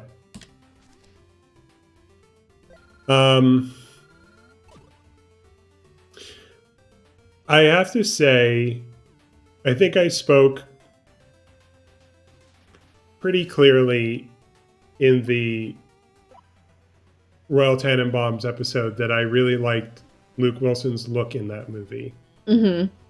And when he's not suicidally depressed, I'm quite intrigued by the life that he has. Mm-hmm. His sort of seafaring escape from the world, and he's always being recognized when he's going around New York City for his time as a famous tennis player. So he makes the list, at least, even if I don't pick him ultimately. I mean, Saoirse's got to be on there, right? Yeah. Saoirse. I guess probably my number one final answer is Agatha from Grand Budapest Hotel. But also, I have to hesitate a little bit when I say that because she dies? Well, no, not because she dies, but because I don't remember off the top of my head how old they're supposed to be. Zero and Agatha. Mm-hmm. They're supposed to be like 18, right? Possibly, but also I think it's possible that they're supposed to be like 15. No. Wait, I'm going to search it.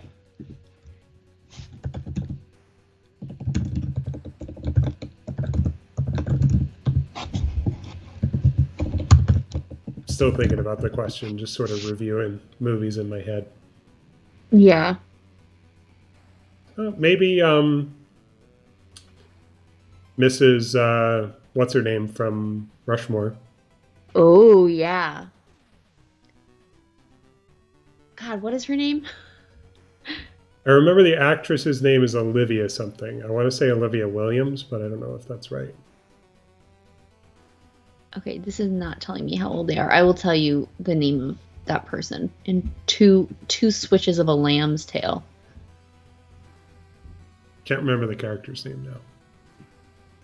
Her name is Cross. Rosemary Cross. Right. Ms. Cross. Ms. Cross.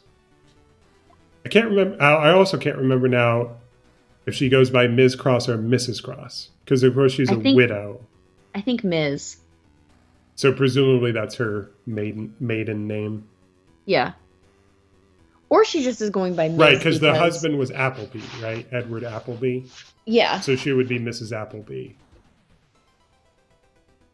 If she was a Mrs. Yeah. Yeah, I think I think that's probably my final answer. Ms. Cross? Yeah. That's a good one. She'll tell you like it is. Mm-hmm. Good enough for Owen Wilson. What is the name of the main character in Grand Budapest? You mean 0? 0.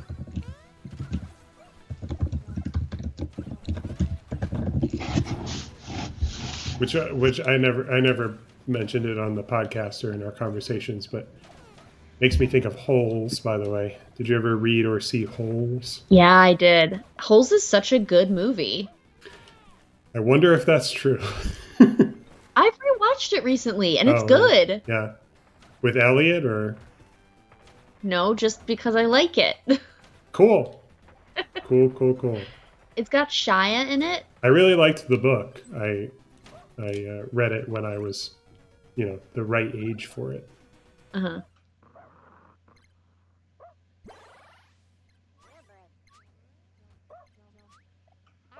Oh my gosh. The aspect ratios for Grand Budapest, I know we've talked about this, are 1.33, 1.85, and 2.35 to 1. They're so specific. Yeah, but they're all kind of like that. I think those. I don't think Wes Anderson invented those dimensions. I think those are standard.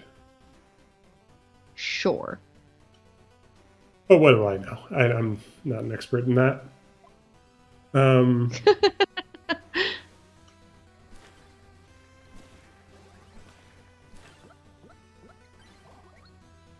think Shia LaBeouf playing Stanley Yelnats in Holes might be the first time that I ever objected to a casting choice. What? Because, and I think this should be very clear, I'm incredulous that I even have to say it. Uh-huh. Stanley is supposed to be a fat kid. Oh, huh. That's how he manages, despite his weakness, to start digging holes. Oh. He stands on the head of the shovel. And he weighs so much that it penetrates the, cracked earth, the very tough. I read Holes, but I only read it once. And I saw the movie first, so that's sort of the... Well, if you saw the movie first, then yeah, that explains why that would be different. And not by my own volition either, by the way. Someone forced you to see the movie Holes? Yes, they did. You're looking at me like I'm nutso, but I have an answer. There was a $2 movie theater in the Colonial Park Mall. Mm-hmm. And one of our field trips was we went to go see Holes.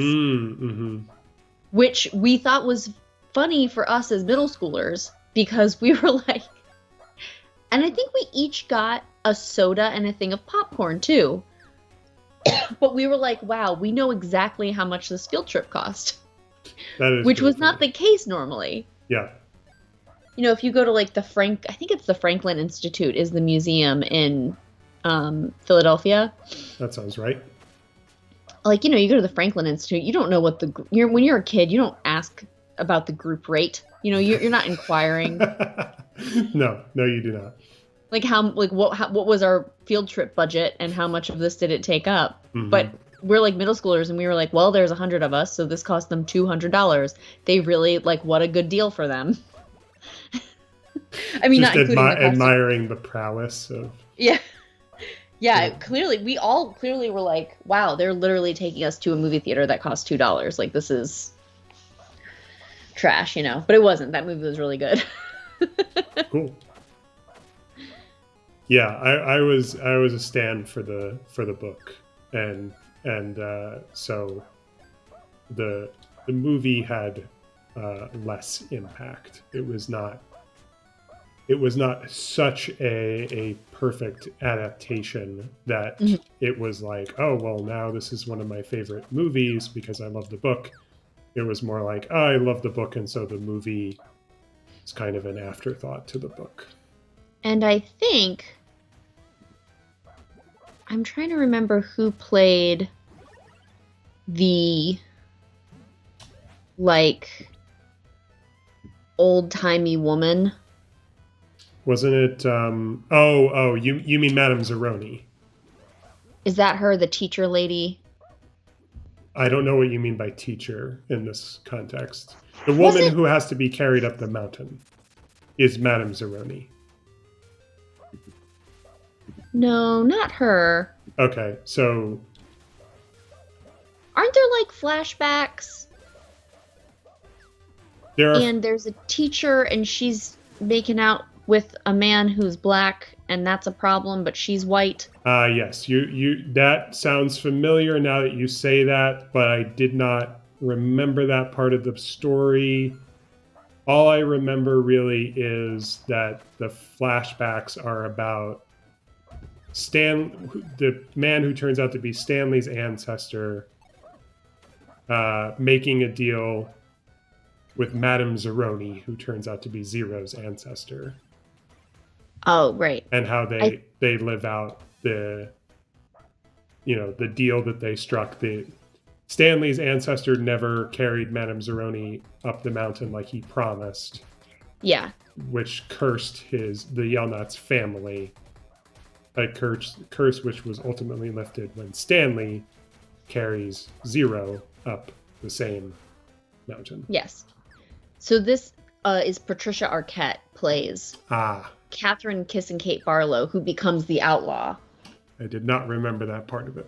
And that was the first time I saw Patricia Arquette in something and then recognized her subsequently, where I'd be like, oh, that's the lady from Holes. Here's something I only half remember about the movie. Is Kenan Thompson one of the kids? Let's see.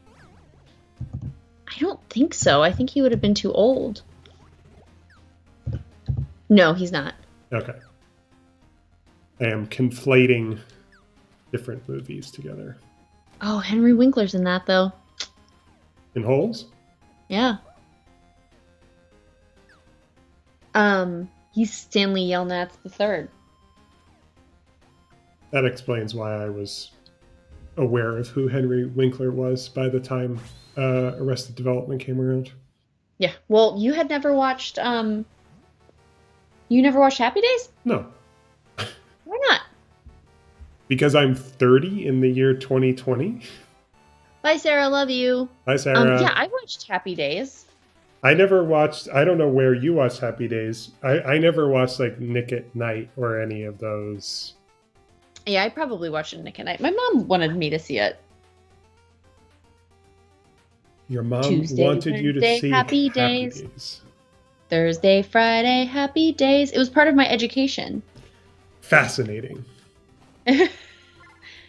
Because it was like my mom wanted me to know about pop culture. What else was part of this pop culture education? Happy Days, Dark Shadows. Yes. It's programs that have really stood the test of time. They made that Dark Shadows movie, and I knew exactly what it was based on. And it's so relevant to this day. They had a whole Dorian Gray arc and the movie. They had a whole Dorian Gray arc in Dark Shadows. That's how I learned what Dorian Gray was. Pretty cool. Like various musicals. And then also, like, my mom would do things like play me the Carpenters and be like, who do you think's playing the drums? And I'd be like, the dude. And she'd be like, it's the girl. And I'd be like, whoa, I already have the patriarchy instilled in me. Cool. It's funny. I remember one time being at like a backyard barbecue at my aunt and uncle's, which was very common in the summers. We spent a lot of time in the before times at their house. In the before times,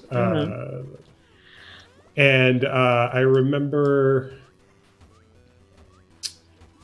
I think it was Yellow Submarine was the song that was playing on like the stereo. Yeah. And somebody, either my dad or my uncle or my cousin, asked me, Will, do you know who is singing in this song? Yes, my mother did the same thing. And I said, not knowing the answer, Ringo? And is that correct? Yeah, it is. Yeah, right. So it was Yellow Submarine. I was trying to remember if it was Yellow Submarine or Octopus's Garden. He's done both. I was going to bring that up. Yeah. Okay, yeah. So I said Ringo, and my dad and or my uncle said, "Yeah, that's right," in an impressed sort of way. And my cousin Andrew said, "Is that the only Beatle you can name?" And I said, "No." No, I got it right because I knew the answer. So my mom loves the Beatles, which I mean is not an uncommon thing. But the the only tattoo my mom has is a Beatles tattoo. Oh, can you describe it, or yeah, is that TMI? No. It's on her shoulder. She got it when I was like when she was like 50. Oh, okay. It's the apple from their recording company, the green apple, and Yes. it says the Beatles, and it's on her shoulder and looks cool as hell. Nice. But yeah, as a kid, she also. Oh my God, there's so many people, and it's the very beginning of the match. Okay, sorry. I was overwhelmed with competitors.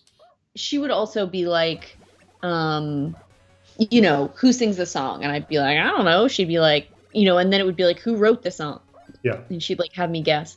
So Ringo wrote. Oh my God, the pain wall's going to drop right in front of me. Oh no, this is no time to be underwater. You move so slowly underwater. All right, go ahead. What about the Beatles and your mom? Octopus's Garden and Yellow Submarine are the only two songs he wrote for the Beatles, I think. Maybe there was a third one. And he sings both of them? Yes, and he sings both of them. Mm-hmm. They were his songs. Sure. Which, do you know about John Lennon and Paul McCartney with the way that they wrote songs? I'm sure I know. And the way that they credited them? I'm sure I know a little bit about that, but I can't think off the top of my head what you're referring to. So they basically, when they were the main songwriters, yeah. And when they started, they basically said,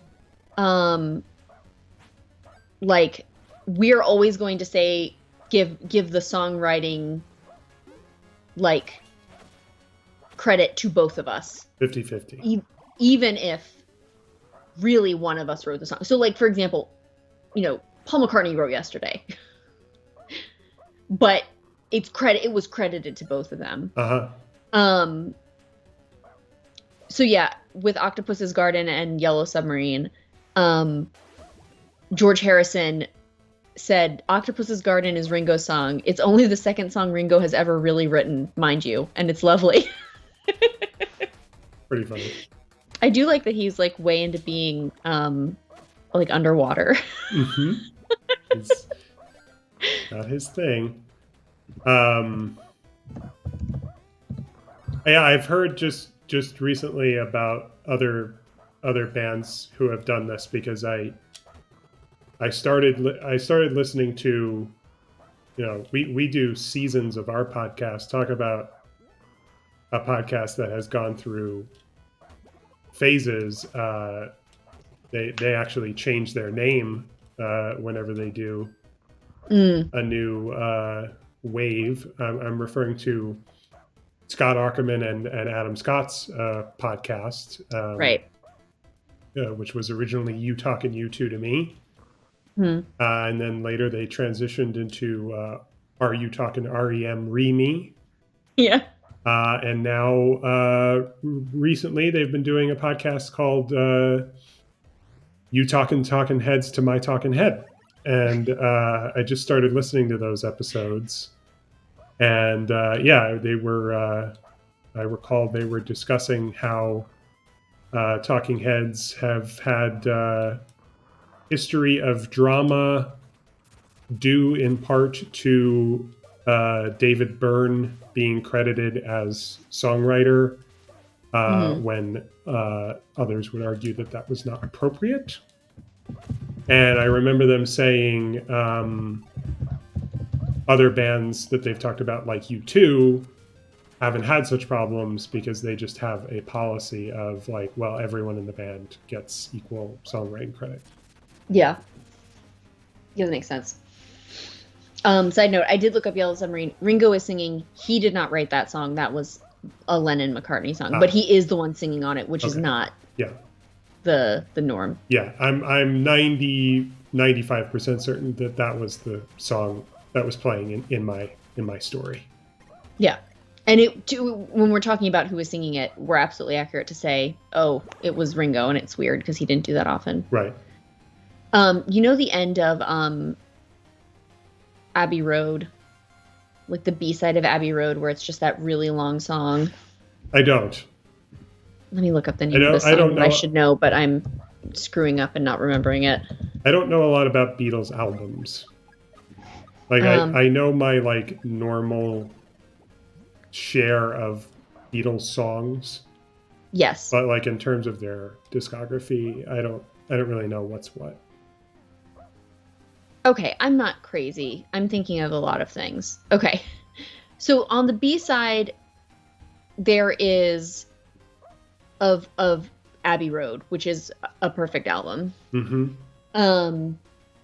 There's a 16-minute medley of 8 short songs that are all like sort of woven together. Like they very seamlessly play into one another. Mm-hmm.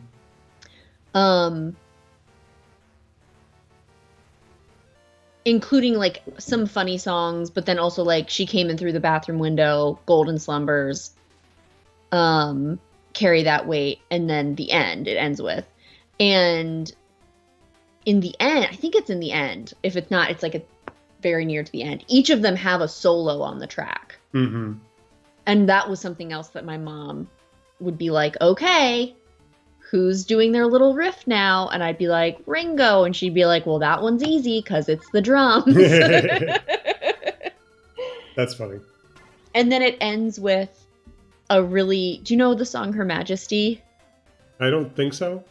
So like basically it's like the whole album ends and then it ends with this little song, which is like almost like not really the end, but it's just this funny song that's just like, Her Majesty's a pretty nice girl, but she's not, but she doesn't have a lot to say, or something like that. Mm-hmm.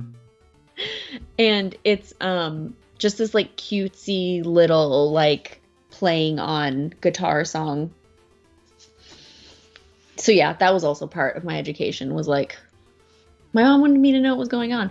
I will say at one point I told her that in The Sound of Music, I didn't realize until college. I thought that the movie ended with, I thought the movie ended before most of the Nazi stuff. Mm. And she was like, Liz, what have I done? I've taught you so poorly.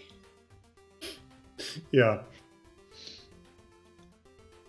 I have to use the bathroom, which leads me to ask you, do you want to take a quick break? I'll be back in a minute. Or do you want to say farewell to the people?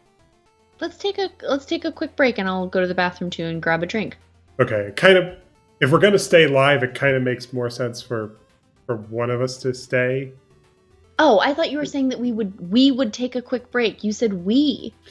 I meant in the stream sense. Yeah, sure. Just go and I'll vamp. Okay, you vamp. I'll be right back. Hello, everyone. You're here on the Liz Hour now. I'm going to be speaking for a whole hour while Will is gone. I'm being dramatic. It's very cold in my room right now because our bedroom is furthest away from the heater, and for some reason the air coming through the heating vents, it's like basically gone by the time it gets here. And I realized that this is what makes it so hard to record in the winter because I'm always cold. We went to this place called Potomac Falls, or the Great Falls today in Potomac, and it was like being in a video game. Like it was a lot of rocks with this river in it, and there were people kayaking, and it looked incredibly dangerous. But on the way there, we saw this like car event where it was like a bunch of like cool cars parked in a parking lot.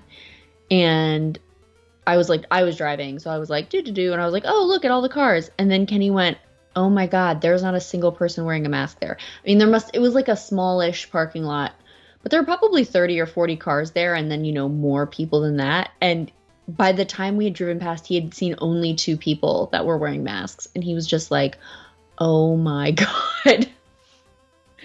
But most of the people at the park were wearing masks, so that's good. The kayakers were not wearing masks, but that's okay because they were hundreds of feet away from me and also in the water and far away from other people. But it is wild to me to see people just like not wearing masks and hanging out still. Like a large amount of people. It's like less weird if there's like one person because there's always that one guy. But when it's like a whole movement, I just, ugh. Oh, Will's back. Thank you for vamping. I complained about the car show that we drove past today. I look forward to watching the VOD later to see what I missed.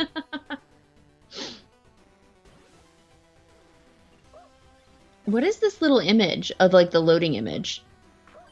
Which is now, I realize, gone for you, but... Yeah, no, it's fine. Basically, each time you load up a game, it shows you in those frames like the walk cycle of a different character. So what you were seeing was a character who is like a moving barrel of slime. Or something like that. I mean, that's how I feel a lot of days, so... Yeah, who can relate, right? Yeah. Did I tell you about the... one of my favorite genres of things is people assuming that, like, men need, like, special man marketing. Yeah. And they're, like, joking, but, like, only kind of. Yeah. So, like, there was... a while ago a like Easter sale from like Man Crate, which isn't like one of these companies for sure. But like it was so overblown. It was did you see me tweet about this at all? I don't think so. Okay, so it was I will give you this and then I will ask you what you think it could be. Okay. So it's from a company called Man Crate. There were Easter eggs, like plastic Easter eggs. What pattern do you think were on the Easter eggs? Camouflage. And what was inside? Yes. Yes. Camouflage, and inside was beef jerky. Oh my God. Have you seen this? No. No, you haven't at all? I'm fairly certain I have never seen that. That's exactly what it was. That's amazing. I've seen similar products. They were not crate related, nor were they Easter specific. But I've seen enough manly man marketing to know. Basically, it's going to be meat and maybe whiskey. Yeah, but it would be hard to fit whiskey in an Easter egg. Right, and like. Knives. Knives are supposed to be very cool. Knives are supposed to be very cool. And things related to grilling. Yeah, I should have asked for a good knife for Christmas, actually. And that's not to mention like scents. Like there's also like the grooming side of man marketing, which is like yes, you'll smell like alpha wolf or whatever, and also here's a comb specifically for your beard. And so I have been getting ads for some reason by a company called Dr. Squatch. Good name. I just died. It's so good. It was so good it overwhelmed you. I melted. That was how I died. And they make soap. that has like some like sand in it or some shit. And it's like it's supposed to be like exfoliating or whatever. But some of the ads I've been seeing for this, and I've been trying to find like the one that I saw today, though I have screenshots from it. They're like, some of the videos are just like these dudes taking a shower and like rubbing soap all over their beard, and like those are actually kind of cute and nice. But this one that I saw today, it said at the so it was like an ad on Facebook, and the little caption just said, "My man meat is happy," end quote. Timothy M. And then there's this dude who's in a lot of these ads who says something, and then he says he's holding a dish, and it's very clear to me that it's the sort of sugar dish that they use when you're like breaking a dish over somebody's head in like a play. Yeah, okay, sure. And he says, "But you're not a dish." And then he turns around and he throws the plate so it hits a rock and just collapses. And then he says, "You're a man." Stupid. Which I have a big problem with this because... I'm a dish. Do you know what, like, dish is slang for, like, a sexy lady? Yeah, okay. So it's saying, like, the way that it is, and I forget the text right before that, is he's saying, "You're not a lady," and then he destroys the stand-in for the lady. Yeah, they're getting away with something there.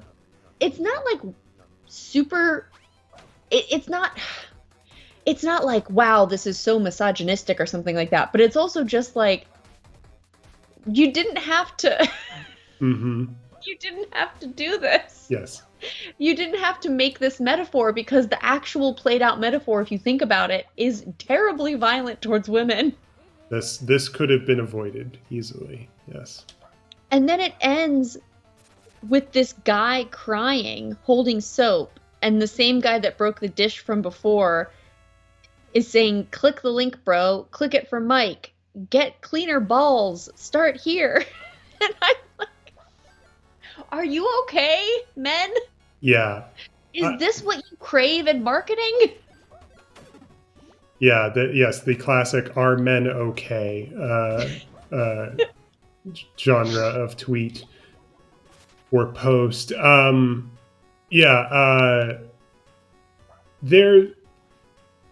listened to a lot of podcasts over the past several years.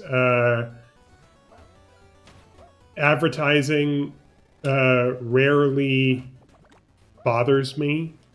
Mm-hmm. With a few exceptions that make me go like, "This is really annoying," or "This is gross." Yeah. I wish this were not associated with this thing I enjoy. And the recent example is a company that I think is called Manscaped. Does a lot of internet ads, including on at least one podcast I enjoy. And the older example, which I think I still maybe have sometimes heard sort of recently, is when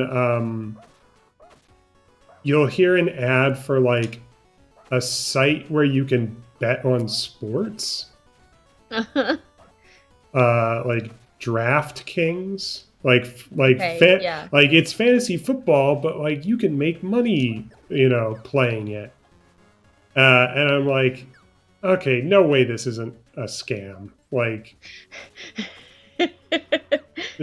just say no. There's a company called Fur that I really don't like. What do they sell? They sell like different things. Shoot! Sorry, go ahead. They sell different things for like your body hair to do things with. Yeah, okay. So they sell like shave cream, but also like fur oil is their signature product, Gross. which is described as safe for your most sensitive areas and won't stain your skin. Specifically designed for pubic hair and skin, our signature blend of lightweight oils gently softens the hair and clears the pores for fewer ingrowns and healthier skin. Mm-hmm. Okay, so first off, this bottle is, when it's not on sale, $46. Speaking of things that could be easily avoided, we don't have to talk about that anymore. Well, no, but this is my point about why I hate it. Is like, Yeah. I'm a person that doesn't shave. Yep. And I don't want anything on my body to be referred to as fur. Mm-hmm. And I also don't want to see these ads that are just like a droplet of expensive oil falling on somebody's like beard. And then somebody like rubbing it in on Instagram. Like, this is not the marketing I need. This is why I'm not on Instagram. There's another company that does like these like masks. Like how you have like a mask for your face. Mm-hmm. But they have one for like, they have like a booty mask that they sell. What? And they make it seem like that. And every time I look at it, everyone is like, we don't need this.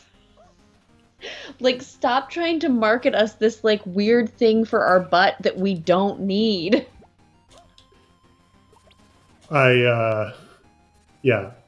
And there's no way that it's that different than like any other mud mask. Yeah, I don't even know what you're talking about anymore.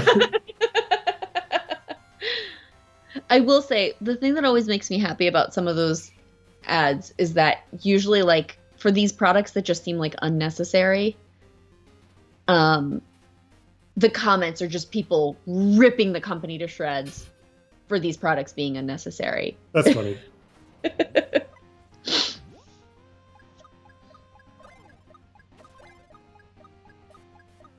Where are you? I was using the power up, which allows you to disguise yourself as a block. But now you're dueling. Now I'm dueling.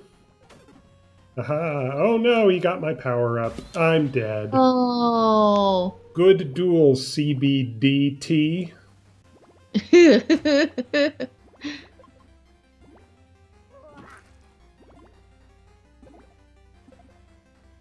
Very good. Well played.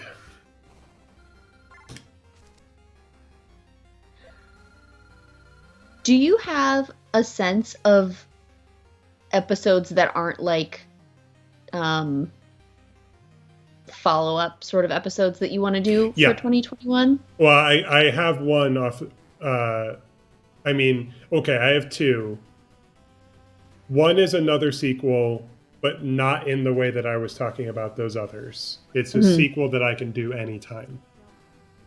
And the other one is, I think I've told you in the past, I do want to do an episode all about how bad Bandersnatch is. Right. Yeah. Yeah, you do. I think I talked about it a little bit in the Telltale Games episode. Oh, did I tell you about the Choose Your Own Adventure thing that Carmen Sandiego did?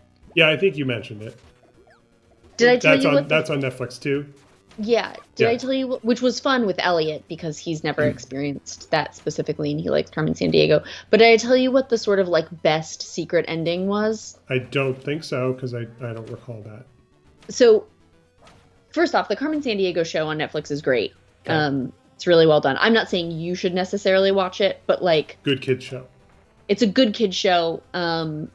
It is like actually pretty emotionally sound. Like it's not just like a cheesy whatever. But the Choose Your Own Adventure episode ends with her two sort of these like Boston sidekicks she have, which have these like terrible Boston accents. They're like they're brother and sister, but I think they might be twins. They've been like captured and they start singing the Where in the World is Carmen Sandiego song. And then all of the characters from the show are singing different parts of the song, and it's It's really, really well done and like really fun because that song doesn't show up in that form as anywhere else on the show. Mm-hmm.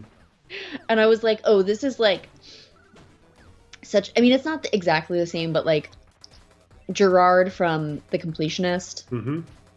always talks about like completion bonuses, and also like, you know, when you're playing a game, you're trying to get to the end, but as a completionist, like it's nice to have like a reward for like finishing everything that they gave you that you could do. Yeah. And he talks about like different kinds of rewards, and you know, some games don't have any, some games have like sort of nods but not really rewards, some games have really good rewards. Usually the rewards he likes best are things that let you play the game in a different way, basically. Yeah. So it's not like, you know, so it's like a new weapon or a new mode or something like that. Or he also really likes when the completion is something that feels like really fun and specific to the gaming experience you've just had. Mm-hmm. And this is like the secret ending to this specific little game you're playing feels like a really good like completion bonus. Right. Because it's not just like the good ending. It's like this really joyous, funny, well done thing. Yeah. Yeah. To a song that slaps, for being honest here. It's a real banger. It's a real banger. It's an enduring classic. I've been trying to think about what I would do for the next season. Mm-hmm. Because there's a couple of things that I've wanted to do for a while, but I haven't figured out exactly the way I would want to do it. Mm-hmm. And I think I've solved one of those problems, which is I really want to talk about the Canadian teen drama Degrassi. Thank you for putting in those terms. Yes. But it's just huge, right? So it started when I was 13 and basically ended because all the characters sort of like are replaced and phased out and phased in. And shoot, I really walked right into that one. Sorry, I'm listening. I got a death bribe. I'm still going. Good. And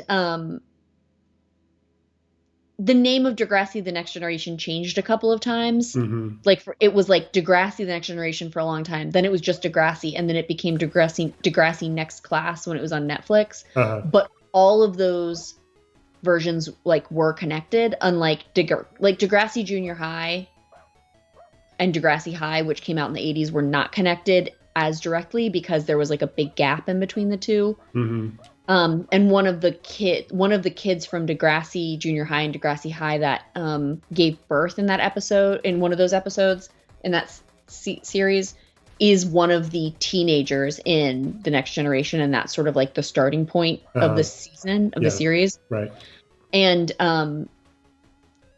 but there's so much of it. It went from like 2003 or 2002 until 2018. Yeah. And Kenny and I, and it's all on YouTube minus the Netflix stuff, which is on Netflix. And Kenny and I have been rewatching it. And I think what I want to I think the way that I'm going to talk about it is like some of the best story arcs that they did on that show. Uh-huh. And how they dealt with like really, because that show dealt with really, really rough subjects that like to the point that in Canada, they would air it in a certain way. And in America, they would air it a different way. They would re-edit and recut the episodes. Not to scoop what you're going to talk about in the episode, but could you give me in brief terms like why you would do that? Why they would do that? Yeah, so the biggest one that they really seriously redid. So some of them they would edit them by having like a sort of not a talk back, but like a person, like the character at the end being like, "Hi, I'm Lauren Collins, and I play Paige on Degrassi," and then like she would say something at the end, like, "If you want to do something, you can call this number," or whatever. Yeah. So sometimes there was that.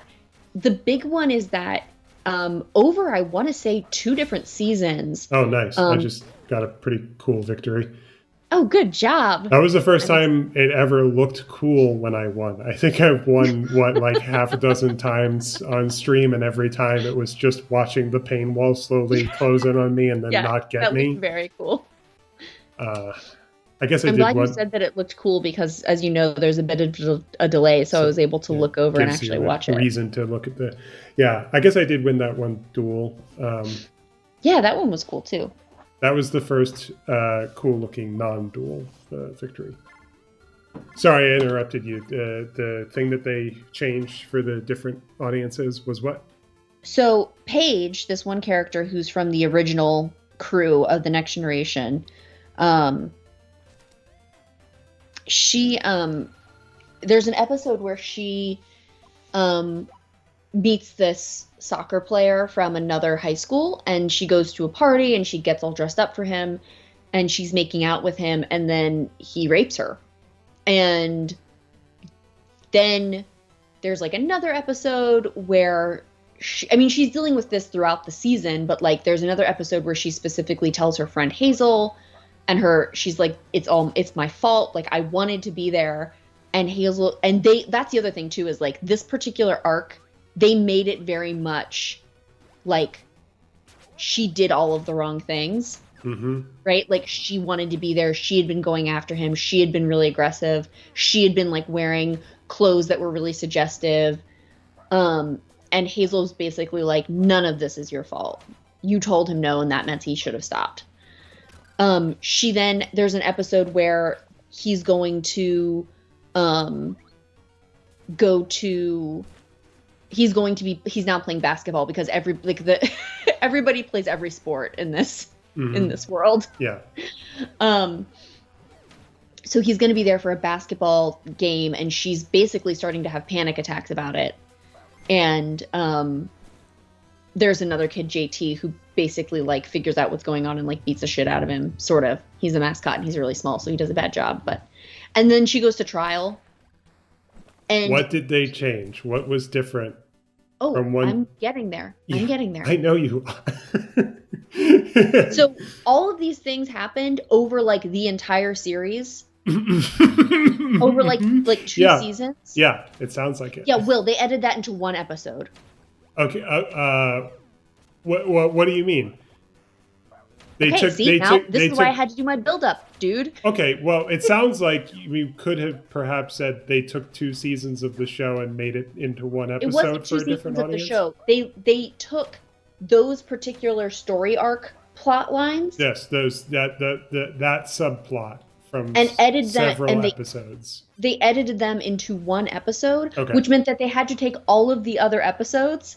Yeah.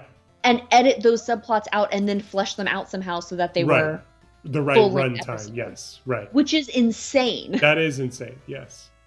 But it was because the American audiences, like, basically they weren't going to air them at all is the one thing. I think when they originally put them out, they had cut that plot line out altogether. Uh-huh. And then basically they somehow cut a deal or figured it out where they could air it, but they had to do it as like a special, and there had to be all of this couching, and there had to be all of this. Right. Okay. Yes. You are going. Yes.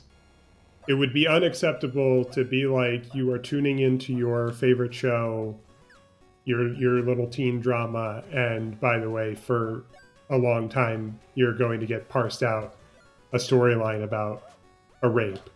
Yeah. But to deliver it, to package it in such a way where it's like, okay, for this 1 hour or whatever it is, you're going to get the very special rape episode. That's so that can make it through.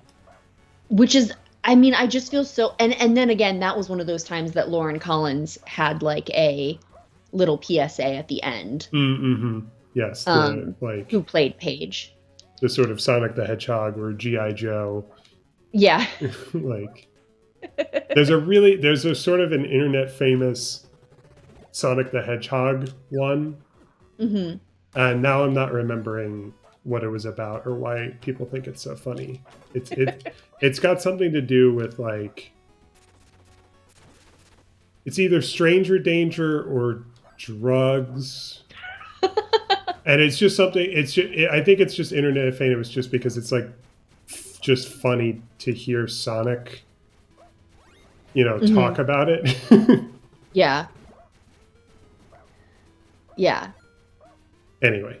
They had another one of those. Sorry, I was giving you guff for your. Oh, you're fine. For your long summary. There was, and the reason I was sort of making it long was to show, I'm not just saying, there was, these were completely disparate things that were happening very far apart from one another. Right. Yeah. But yeah, I think I'm going to talk about some of the story arcs they did the best, and because they addressed there were gay characters before and bisexual characters. Paige's character ends up being bisexual. They just really they covered a lot of issues, I want to say. I put issues in scare quotes because but they did a lot of stuff that American TV drama just couldn't handle. Right. Would not have been able to handle. Yeah. And still in a lot of ways doesn't handle. Right. Yeah. So yeah, I want to do that, and I think I have a good idea of a joint episode for us. You want to talk about that? Yeah. Because I sort of have one too. I wonder if we're thinking of the same thing. You say yours. I can't imagine that we're thinking of the same thing because I made mine up by myself. Oh, okay. Well, I thought maybe it was in the spreadsheet. The thing that I'm thinking of is in the spreadsheet. Oh, it is in the spreadsheet. Is it the ranked one? Did you see that? I don't know what you mean. Okay. I think that we should have an episode where we give each other short lists of different categories of things and we have to rank them. That could be fun. That could also be fun to do on a stream like this. We could do that on a stream too, yeah. Yeah. But I like our little grab bag episode sometimes. Sure, yeah, it's fun to do a grab bag episode. The thing that I was thinking of was you and I both, from different angles, could talk about Zelda. Yes. And specifically Breath of the Wild. Yeah, we could do that. You have had it in the spreadsheet, I think, since from the beginning.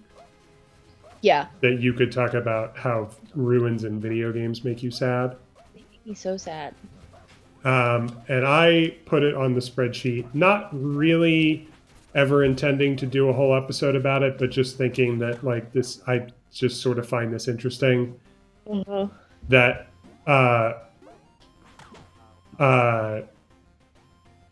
the website that I co-edit that publishes writing about video games, mostly literary writing like poetry. There are games that lots of people write about and games that people don't. Mm-hmm. And I've just observed that, number one, people mostly write and submit things about Legend of Zelda. Me included. You included. Number two, the Final Fantasy series. Mm. And then number three, Mario and classic Nintendo. That makes sense. Yeah. Maybe, and I mean, we'll talk about this more when we eventually talk about it, but I wonder if those in particular feel like you could write about them because they feel like folklore. Yeah, I think, yes. I mean, this is what we would explore if we were actually tackling this topic. Because there's with a real podcast episode. But yeah, there is the Legend of Zelda series is known for memorable storylines despite having the same storyline. The same storyline and also no consistent narrative. Yeah. That makes it each game is a true sequel to the others. Yeah. And there's enough that, the world building is so spectacular that your imagination runs wild. There isn't so much of a clear, straightforward narrative. Yeah. That it overwhelms your imagination with, what actually happens in each game. Yeah, and I also think too something else we would want to think about is like the line between being able to write about something that feels very established and fan fiction. Mm-hmm. Because like if I were to write like a Night in the Woods story right now, Yep. it might just come off as fan fiction. Yes. That's interesting. Yeah. I'm happy to talk about that privately.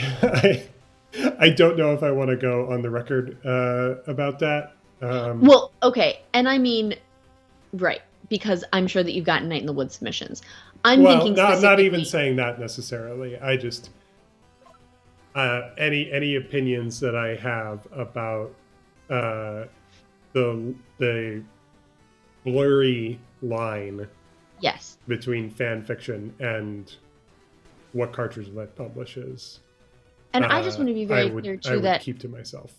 I don't have any problems with fan fiction. Not saying I have any problems with it either. I just do think it's a different genre than, say, somebody building off of like sort of the concept of a myth. Yep. Or essays, which we also know that Cartridge Lit posts a lot and publishes a lot, and poems. Yeah. And then I think I'm trying to decide. Someday I'm going to be brave enough to do my yoga episode. Right. But I think that I am going to do a deep dive next season, into dress codes. Because they are so problematic. And I feel like people want to believe that they're not problematic because they seem so reasonable. And so many places have dress codes. Mm-hmm.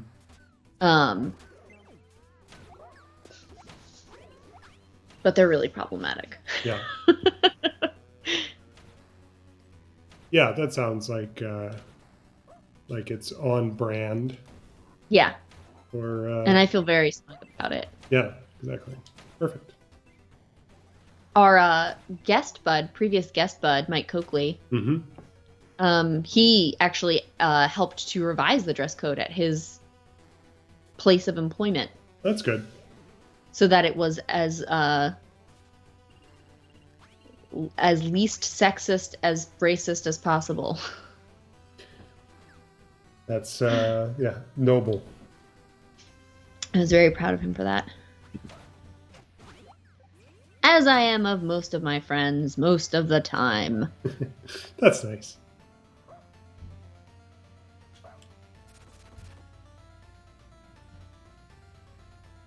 Is there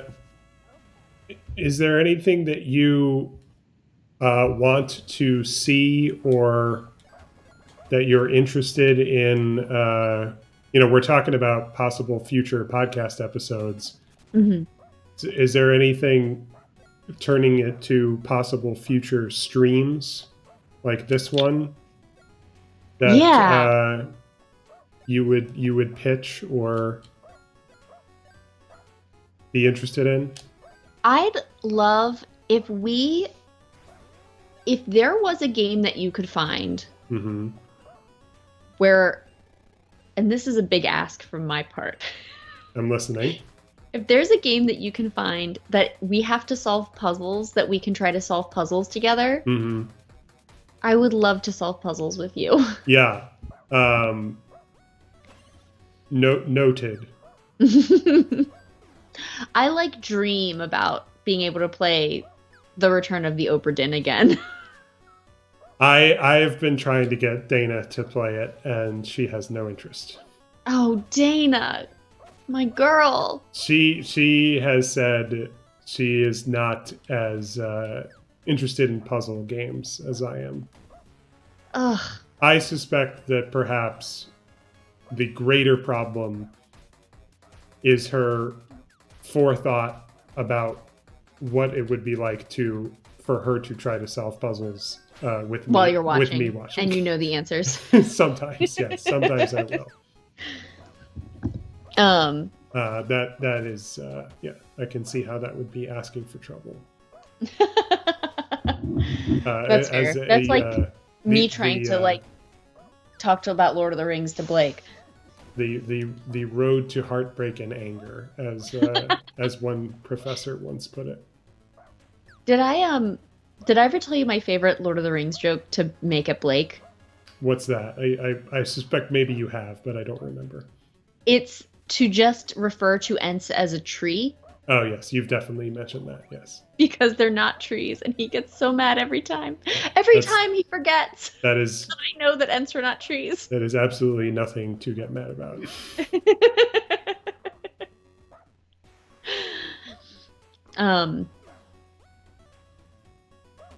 Yeah, he gets so upset every time.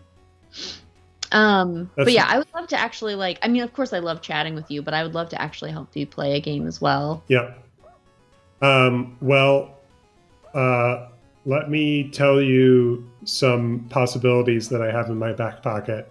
Mm-hmm. One is Dana is on her way back. She'll be in the house in a moment. Mm-hmm. One possibility is we can play a Jackbox game. Now, most Jackbox games you cannot play with just two people. Right. But there is one in the new pack that was just released recently that is playable with just two people. And we could even do that today if you wanted to try it. I could just switch over. And, oh yeah, we could try that. I would love that. And the other sort of short-term possibility was, okay, I don't know if it's going to work necessarily because I tried it on my own one time and it ran pretty slowly. It ran worse than this is running. Mm-hmm. But I would like to attempt to play Fall Guys. Oh, yeah. Hi, Dana. We're streaming. Dana says hi. I heard. You can be heard because of the microphone, but I have my headphones in. And then beyond that, a few months ago, are you familiar with? I'm not even sure if I'm going to pronounce this correctly because I've never heard it said out loud. You're familiar with Itch.io or itch.io? Mm-hmm. They were selling a, they called it like the bundle for racial justice or racial equality. Yes, I remember that. Yeah. Uh-huh. I bought that for $5. That's got a ton of games in it, most of which I'm never going to play. Yeah, because there's like thousands or something. But a few of which I am interested in playing. Yeah. And so that's just a resource that so far I've mostly not tapped. But if we keep doing streams like this, then I will tap into that as a resource. Also, do you know what I would love to play with you? Do tell. I would love to play like King's Quest with you. Oh yeah, that would be something else. I have been playing through King's Quest 7. Oh really? Oh, I didn't know this. Which is my favorite one. Is that? I don't know the King's Quest series very well, except for seeing some of them played on Game Grumps. Is that the one where you play as the sister? No, it is. You were correct that my favorite one includes women. It's called The Princeless Bride. And you play as a mother and a daughter. Oh, okay. And the way that it starts is the mother's like, you've got to get married. And the daughter's like, I don't want to. And then she sees in a lake some portal and she reaches into it and the mother goes in after her. Mm-hmm. And halfway through going through this portal, the daughter is pulled out from the side of the portal. Mm-hmm. And the mother goes the whole way down. And so you go back and forth in the different chapters between playing as the mother and playing as the daughter. Mm-hmm. And it's a point and click adventure, so there's like funny dialogue. It's wild to me that those games are fully voice acted. Yeah. But they're fully voice acted. Right. Is 6 the game I was thinking of that Danny played solo? Where Maybe. I think it's called Absence Makes the Heart Go Yonder. That makes sense. They all have that sounds right.